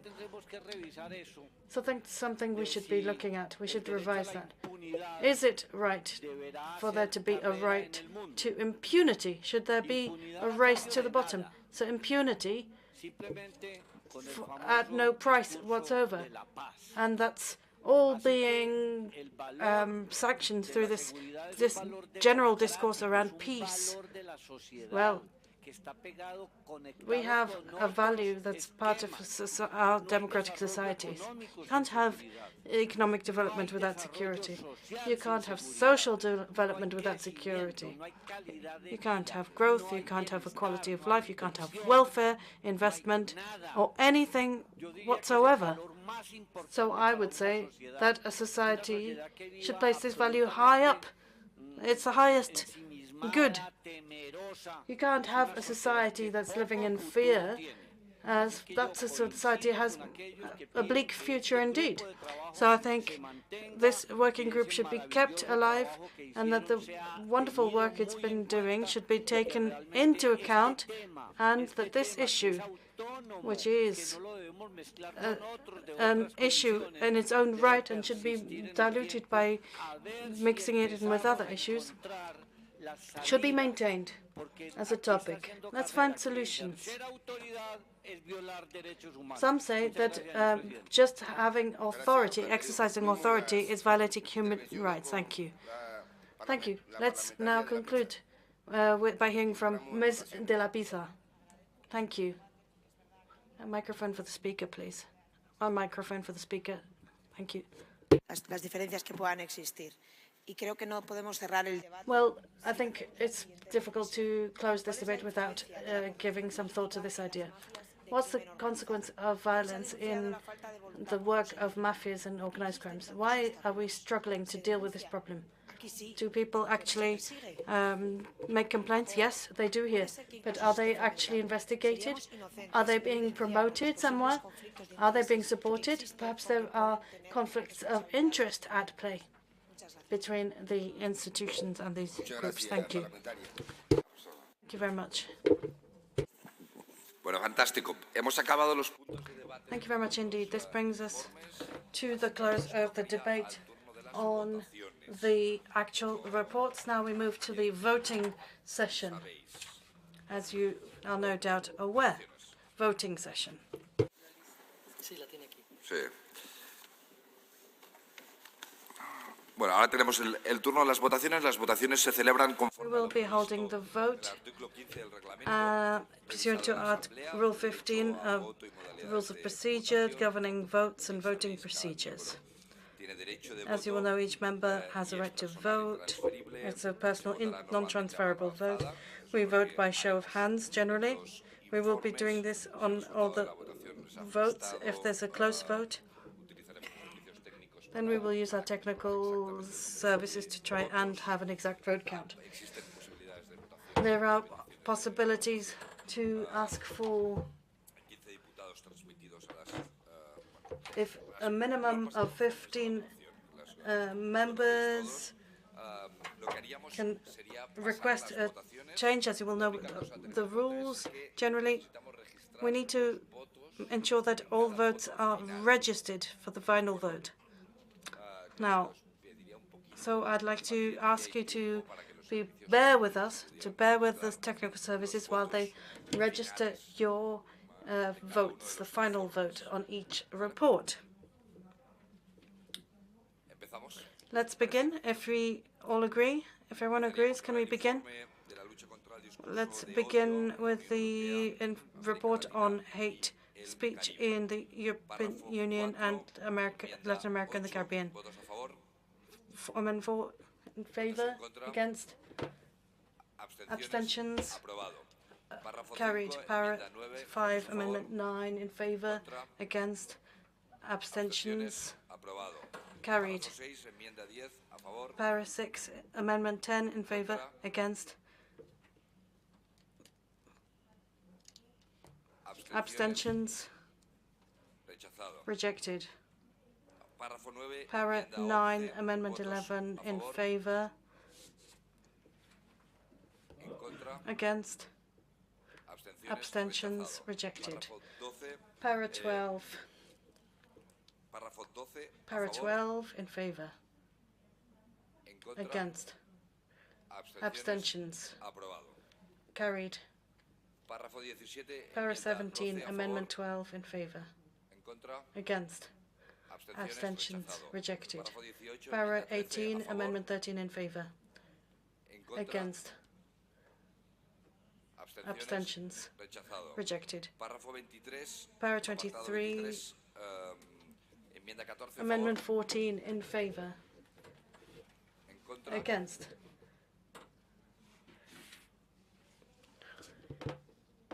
abstentions, rejected. Para 26, Amendment 15 in favor, against, abstentions, carried. Recital C in favor, against, abstentions, rejected. Recital E, Amendment 2 in favor, against, abstentions, carried. Recital H in favor, against,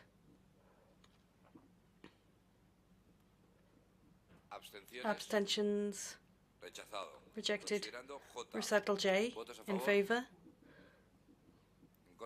against, abstentions, carried. Recital M in favor, against, abstentions, carried. Recital Q in favor, against, abstentions, rejected. May I ask for order in the room, please, to carry out this vote? Recital R in favor,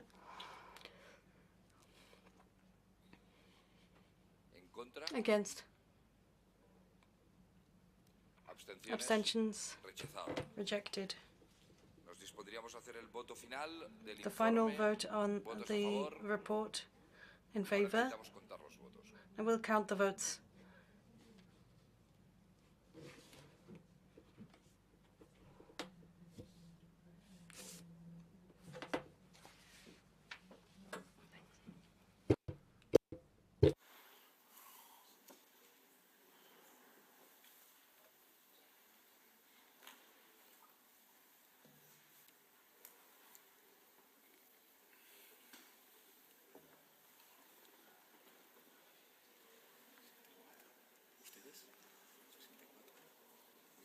264 hemos contado.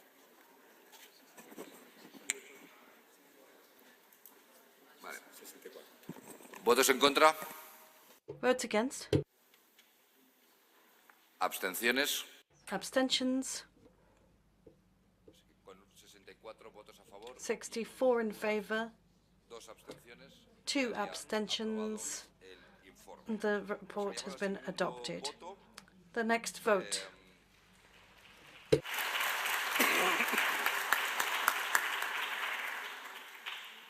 Sería el voto sobre la cooperación internacional. That's international cooperation and COVID-19. No amendments in favour.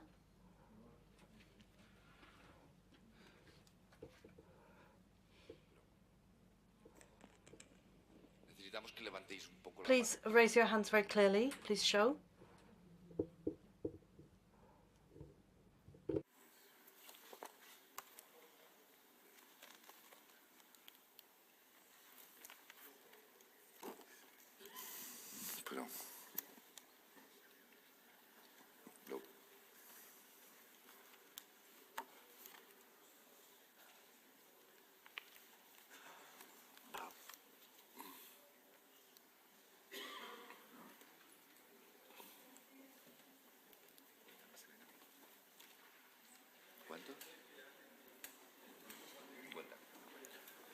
¿Votos en contra? Votes against. ¿Abstenciones? Abstentions.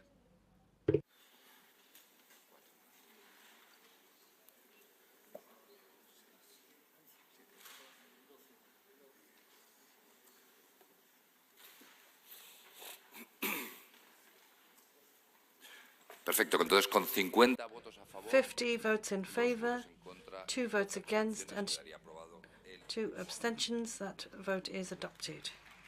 The report is adopted. pasaríamos al informe. We move now to the report on digital platforms in the modern economy. Once again, no amendments to this report. Votes in favour of the report.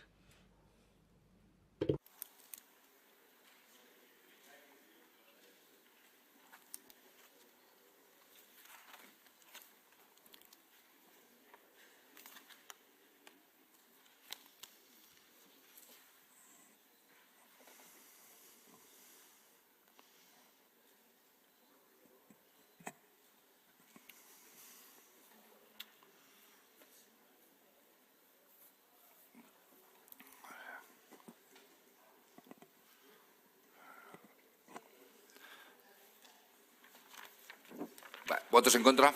Votes against. ¿Votos en contra? ¿Juan Fernando? ¿Es en contra? Juan Fernando, votes against. ¿Abstenciones? Abstentions.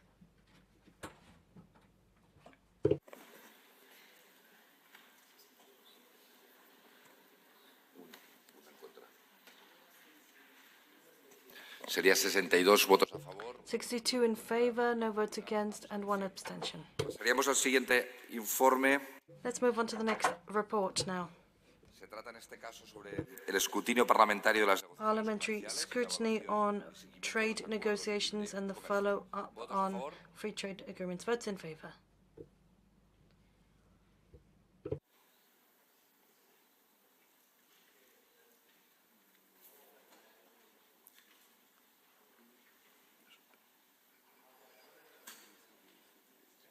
Es un sistema más rudimentario de conteo, pero más auténtico. We have a very reliable but low-tech counting system.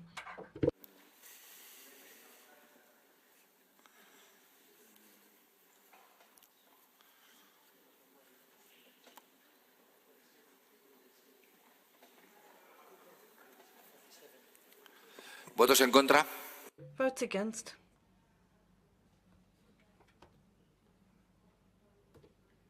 Disculpa, perdona. If I may, Perfecto. you can add 4 votes in favour. Thank you, Julia. Vale, en contra. Votes against. 4,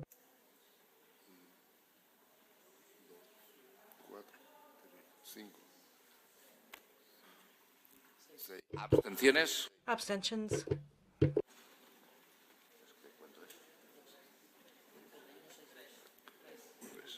Sí, a 51 votos a favor. 51 in favor, 6 against, 3 abstentions. And that's vote as adopted.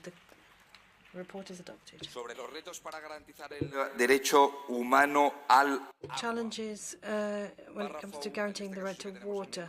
We do have amendments here. Paragraph 1. enmienda 10, votos a favor, Amendment 10 in favor. en contra, Against, abstentions, aprobado. carried.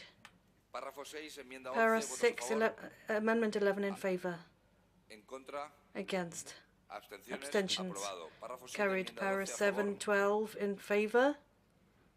en contra, Against, abstentions, rechazado. rejected. Párrafo 8, Para enmienda 8, 13, Amendment a favor, 13 in favor. en contra, Against, abstentions, rechazado. rejected. Párrafo 9, Para enmienda 9, 14, a Amendment favor, 14 in favor. en contra, Against, abstenciones, abstentions, rechazado. rejected. Párrafo 10, Para enmienda 10, 15, Amendment a favor, 15 in favor. en contra, Against, abstenciones, abstentions, rechazado. rejected. Párrafo 13, Para 13, enmienda Amendment 16 16, a favor, in favor. en contra, Against, abstentions, rechazado. rejected. Párrafo 17, Para 17, enmienda Amendment 17, a 17 in favor, favor. en contra, Against, abstenciones, abstentions, aprobado. carried. Párrafo Para 19, enmienda 18, a favor, 19, Amendment 18 in favor. en contra, Against,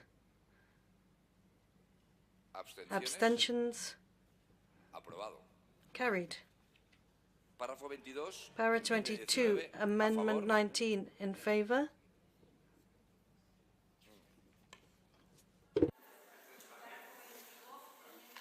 ¿Perdona? Presidente, tiene 3 partes esa enmienda. Va, perfecto. Chairman, there are 3 parts. ¿Has dicho la primera parte? Vale.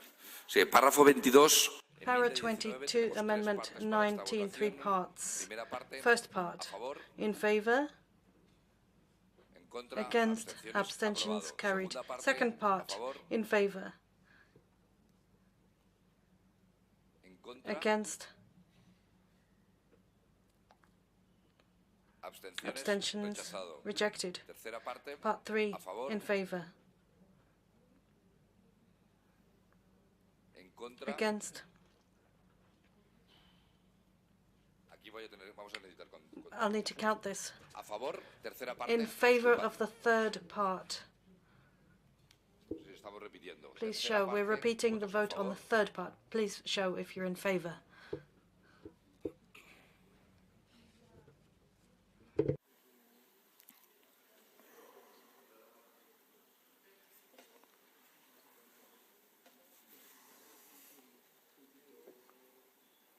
va. En contra, Votes against. tercera parte, On the third part, votes against.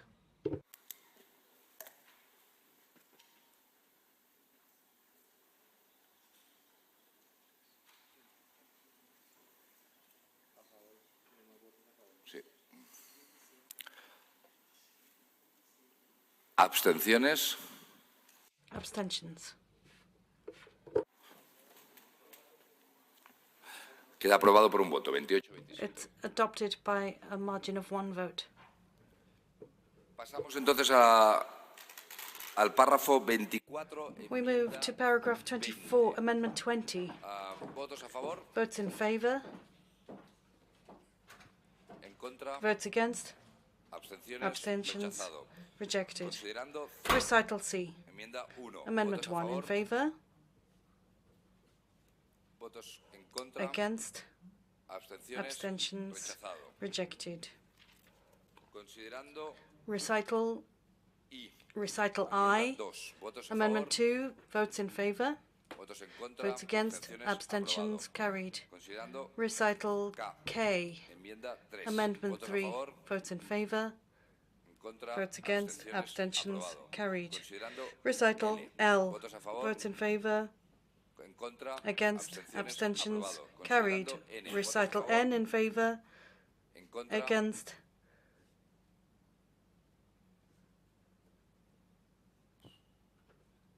Abstenciones. Abstentions rejected. Considerando Recital N.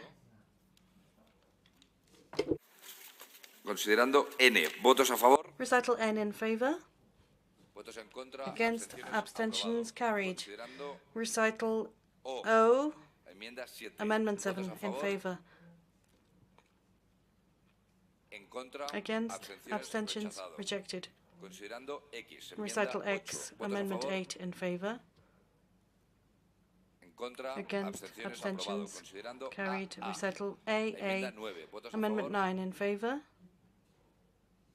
En contra. Against, Abstenciones. abstentions Rechazado. rejected. Sería el voto final Now for the del final informe. vote on ¿Votos the a favor? final report as amendment in favor. ¿Votos a favor? Votes in favor.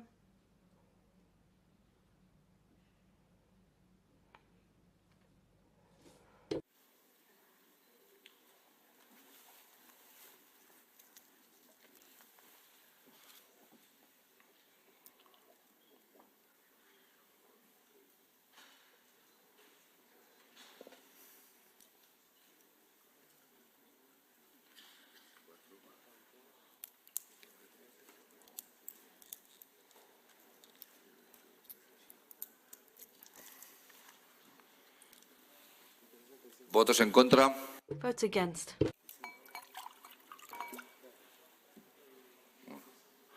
¿Abstenciones? Abstentions.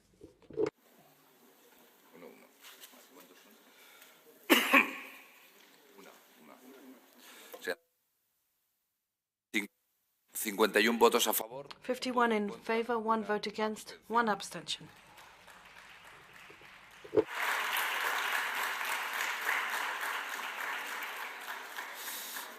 Pasaríamos al informe sobre We now move on to the report on education and how to help the education sector overcome the consequences of the COVID-19 pandemic and achieving equitable education for all.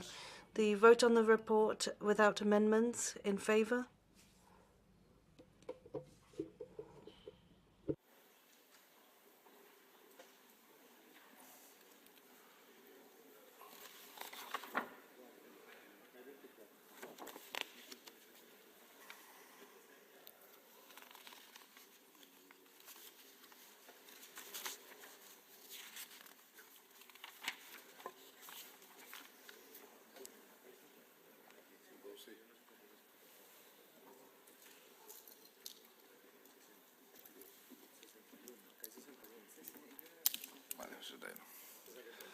¿Votos en contra? Votes against. ¿Votos en contra? 1. ¿Abstenciones? Abstentions.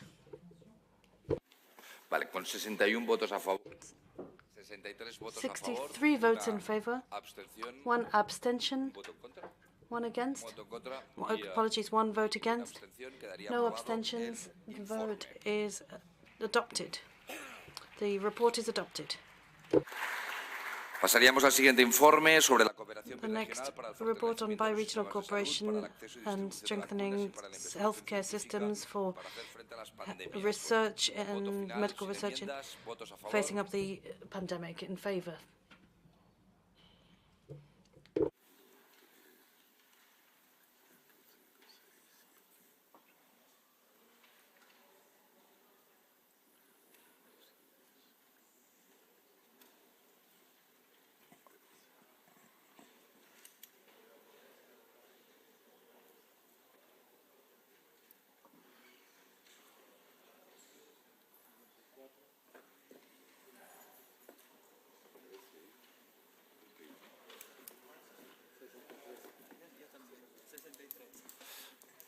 ¿Votos en contra?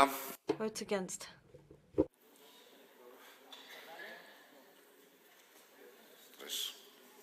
No, 4.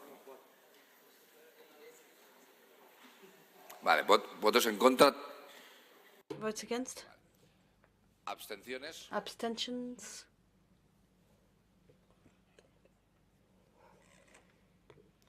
Con 63 votos a favor, 3 en contra y 0 abstenciones. 63 in quedaría favor, 3 aprobado against. el informe. No abstentions, the vote's adopted. The report has been adopted. Now, once again, without amendments, the final vote on the fight against organized crime in the European Union and Latin America and the Caribbean. Votes in favor.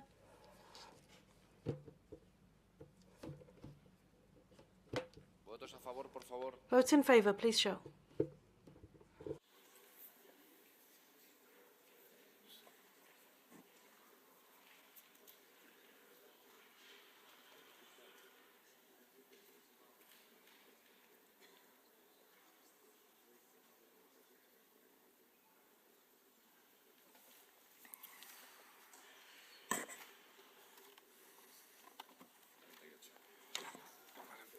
¿Votos en contra? Votes against. ¿Votos en contra? Votes against, please show. ¿Votos en contra? 3. Vale, ¿cuántos? ¿Abstenciones? Abstentions. Sería 58 votos a favor. 58 in favor, 3 against, 1 abstention. The report is adopted. Now, this closes the voting session. We've finished that part very efficiently. We move to item 11 on the agenda, the presentation of the results of the Latin American Women's Forum. And we'll give the floor to the co-presidents of the Women's Forum to present the result of this Women's Forum. 3 minutes to each speaker. Samira Rafaela for 3 minutes first, and then Julia Perrier for 3 minutes. Samira, first of all. Perfecto. Y pediría, por favor, silencio en la sala. And could we have order, silence in the room, please? Thank you very much, President. So it was a very successful Women's Forum, I would say. We discussed very relevant topics, the vulnerabilities of the socio-economic position of women in Europe and Latin America. First, I would like to thank all the members of the European Parliament, members of Latin America, and the speakers that attended a very participatory, interesting, and fruitful discussion.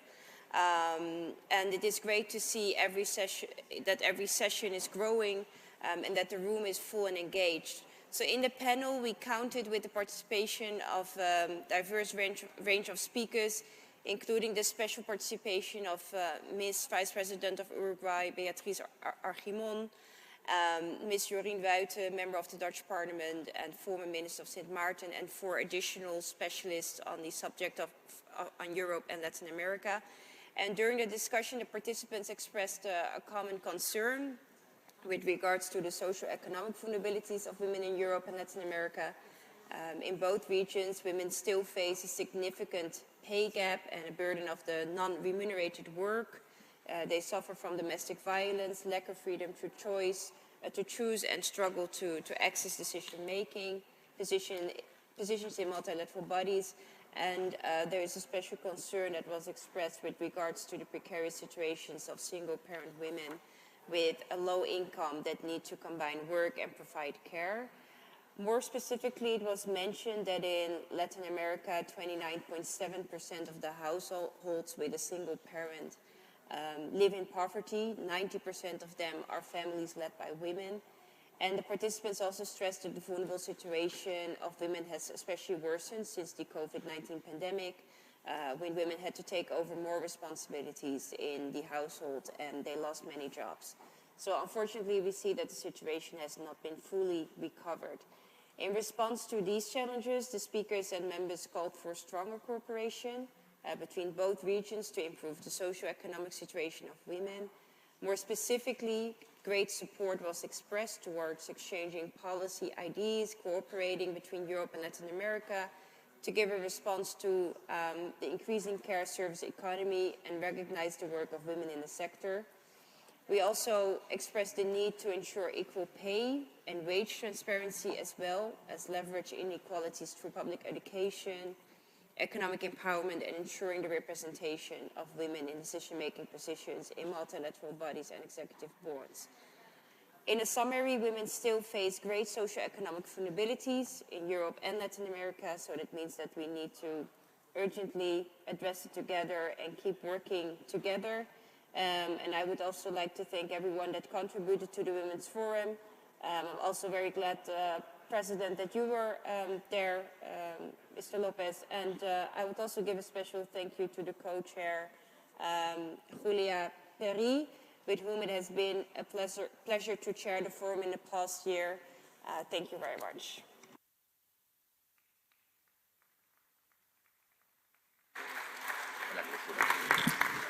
Bueno, gracias, señor presidente. Thank you very much. Thank you very much indeed, Chairman. Co-chairman. First of all, I would like to express my thanks to my colleague, the co-chairman of the forum, Samira Rafaela, because we've been working together for a number of years now, and we always work in an excellent spirit of cooperation. I'd also like to thank Stefania Bosqueto from the Parliament, who has been the leader in the Secretariat, and Lucia Landa from the Latin American side, and Diego Molina, because they've all given us a huge amount of support and backup.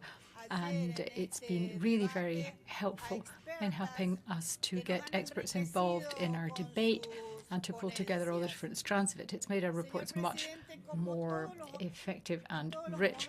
So thank you very much to all these people. The Women's Forum has been a huge success right from the outset, and we've welcomed very much having the people involved who've been participating so effectively. I think that we're going to have ever stronger bi-regional relationships in the future, but that we've certainly made an absolutely excellent start. This is a forum which enabled us to hear a huge amount of expert insight on human rights and on the quality of our democracies and how to improve them. We heard some very thoughtful reflections on the state of our democracy, which is indeed constantly exposed to threats. In terms of the vulnerability of women, we heard a lot of statistics, a lot of evidence, and a lot of actually painful figures about domestic violence and femicide. So that was quite upsetting. Then we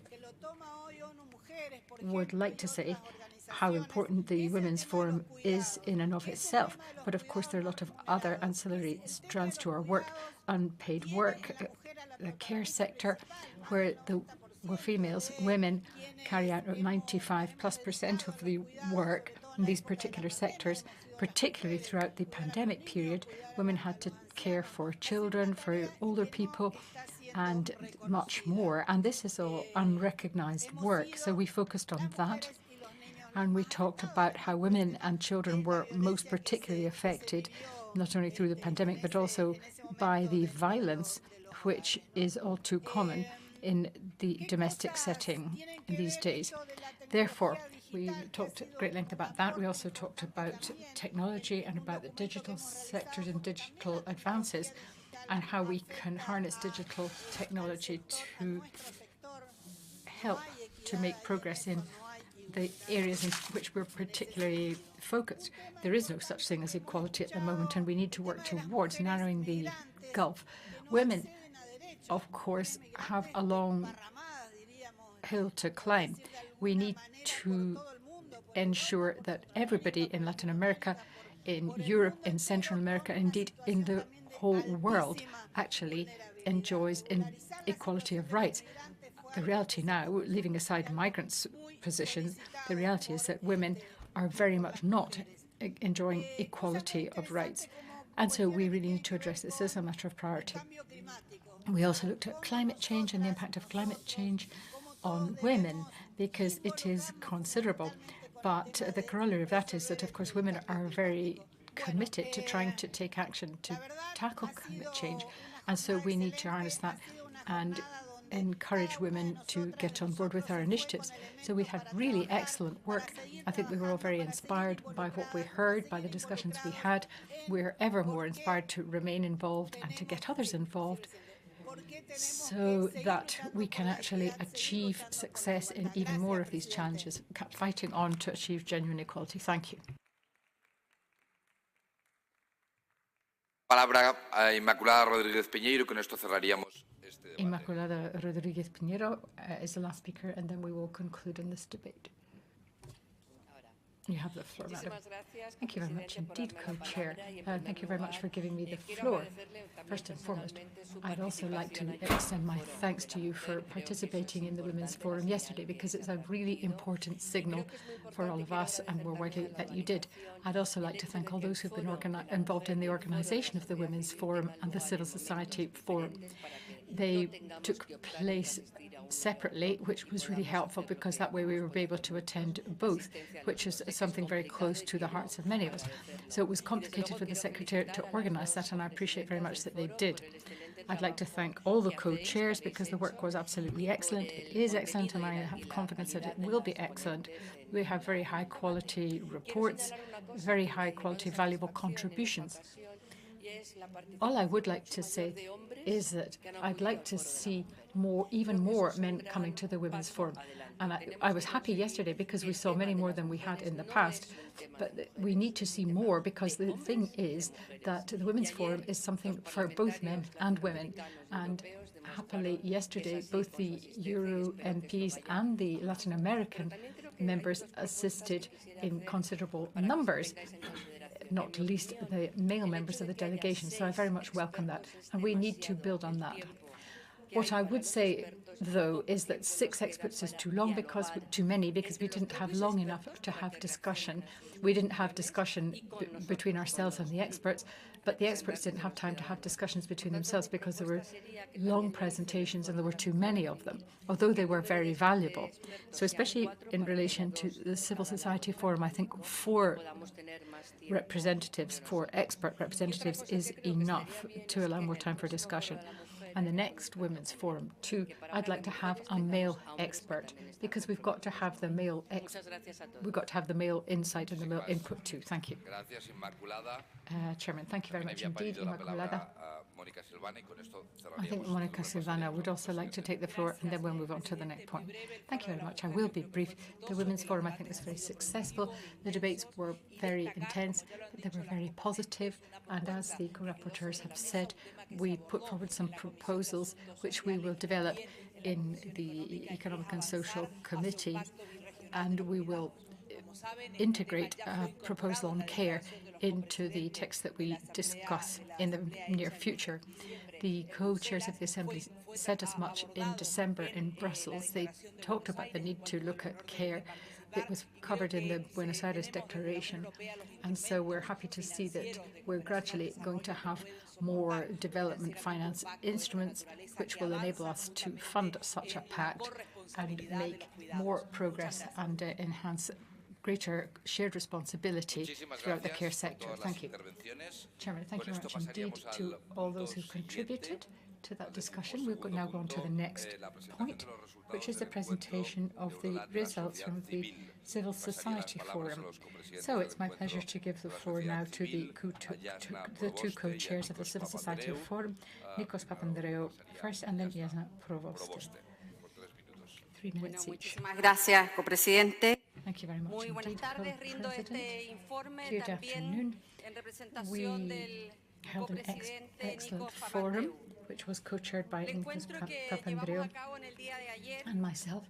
The meeting that we held yesterday, where we met with representatives of civil society, was excellent. We had some very high-quality panelists and experts involved. We very much appreciated their taking the time to come and have an exchange of views with us, and this underlines the importance of listening to our citizens' views. At the same time, we also identified a number of ideas which we would like to explore.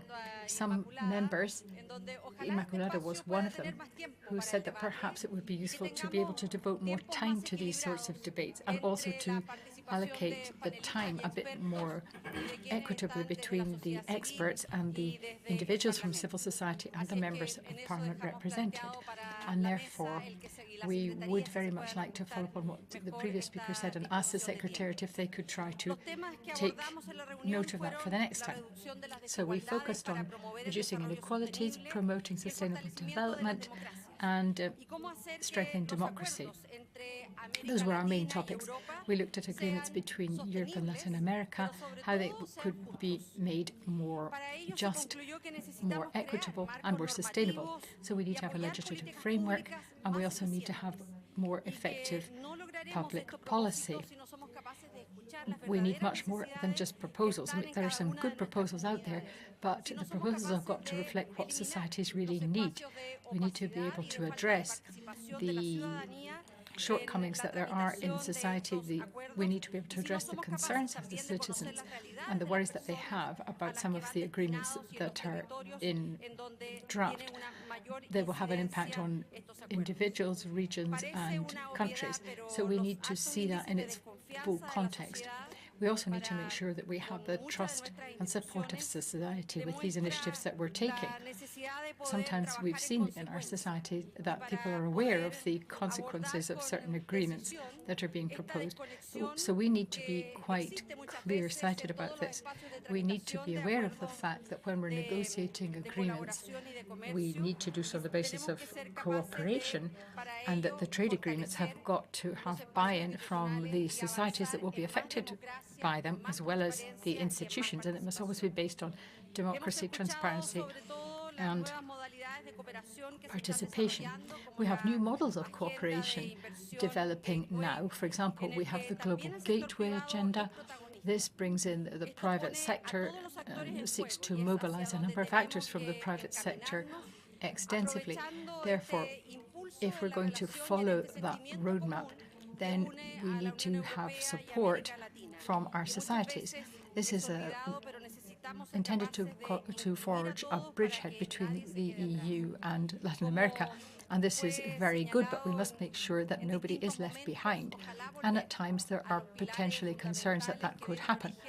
We must also remember the fundamental reasons why the Mercosur agreement was initially crafted and what it aspires to achieve, which is human development, environmental protection, and greater democracy in our overall relations, so that all the communities who are involved can be sure that their territory will be protected, that the environmental and social standards will be upheld, and that they can be sure that they have a secure future when these agreements are adopted, assuming that they are. Many of the panelists had interesting insights into this. They helped us to take a longer-term view of the potential financial benefits of the European Union financial investment, and development and cooperation, of course, will be focused on eliminating inequalities, which the civil society representatives flagged up very clearly.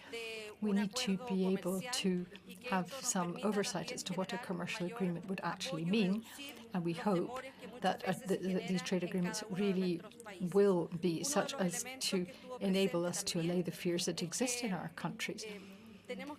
That's something we need to address.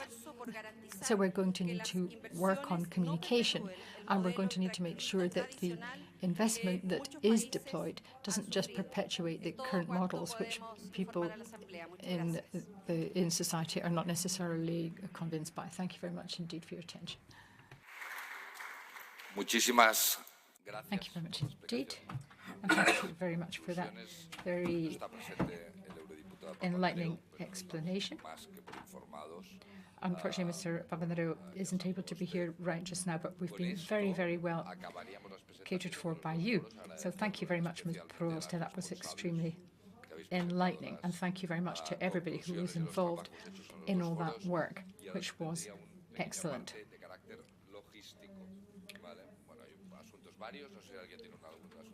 There are one or two any other business items which I think maybe need to be addressed. Jordi, yes, this is something we wanted to raise, which has been previously discussed, but I would like to just address now in this forum, which is to allow the possibility of having permanent observers in the committees. From, for example, the Organization of American States, UNESCO, the UN could be entitled to send permanent representatives because the European Parliament works closely with them, and so do the Latin American parliaments. And energy, education, development, sustainability are all horizontal issues which we address on a cross-cutting basis. So I think the input from these potential observers would be useful. I think it would also really ensure that we could have better awareness raising about some of the fantastic education initiatives that UNESCO has. We can build on that in order to make our proposals even more effective, rich and valuable. So that's just something that I wanted to say at this point, and I hope the Assembly will accept it. Chairman, thank you very much. We will take note of that, and we will see how we can arrange that for the future committee meetings when we next meet in the Dominican Republic. The chairs and the secretariats will have a look at the logistics of that. So then we have another formal point. My suggestion is I think that we have a small break now, which will be about 20 minutes. There is coffee available downstairs on the entrance floor. And at 12:40, in 20 minutes, we will resume. And that will be with the closing session. And it won't be very long. We'll have the President of the Senate, and then Gil, and we will have some other brief speeches. So we would be anticipating about half an hour or 40 minutes. At 1:30, the Senate is offering a final cocktail before lunch. That will be here. Now, I know when I suggest that we're going to have a short break, many of you might disappear and not come back. But I would absolutely beg you, please come back for the final closing session. I'm literally talking about 1 hour before the conclusion of the final session. And surely, you've been here all week. You could just manage to spend 1 more hour, 20 minutes for coffee, and then the closing session. That session is adjourned for 20 minutes.